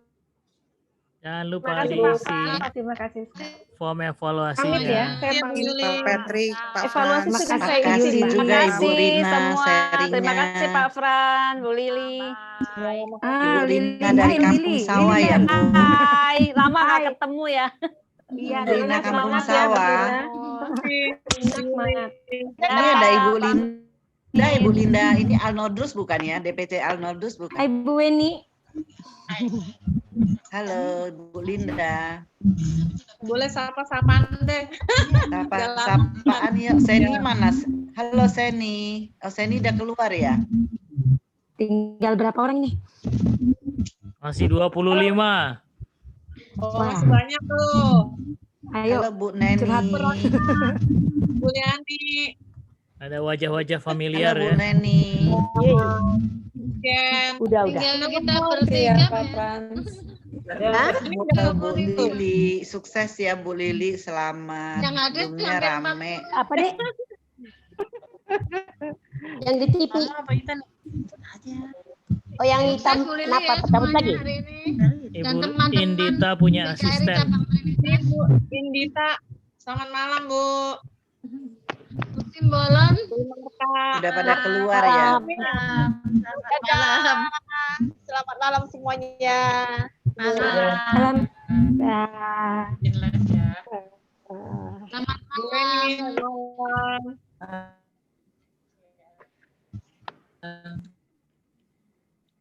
Ibu Sheni, selamat malam.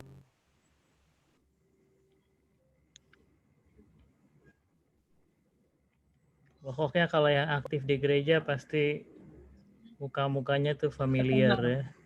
Ketemu di mana gitu ya. Bu Lili, Bu Lili. Iya, Bu.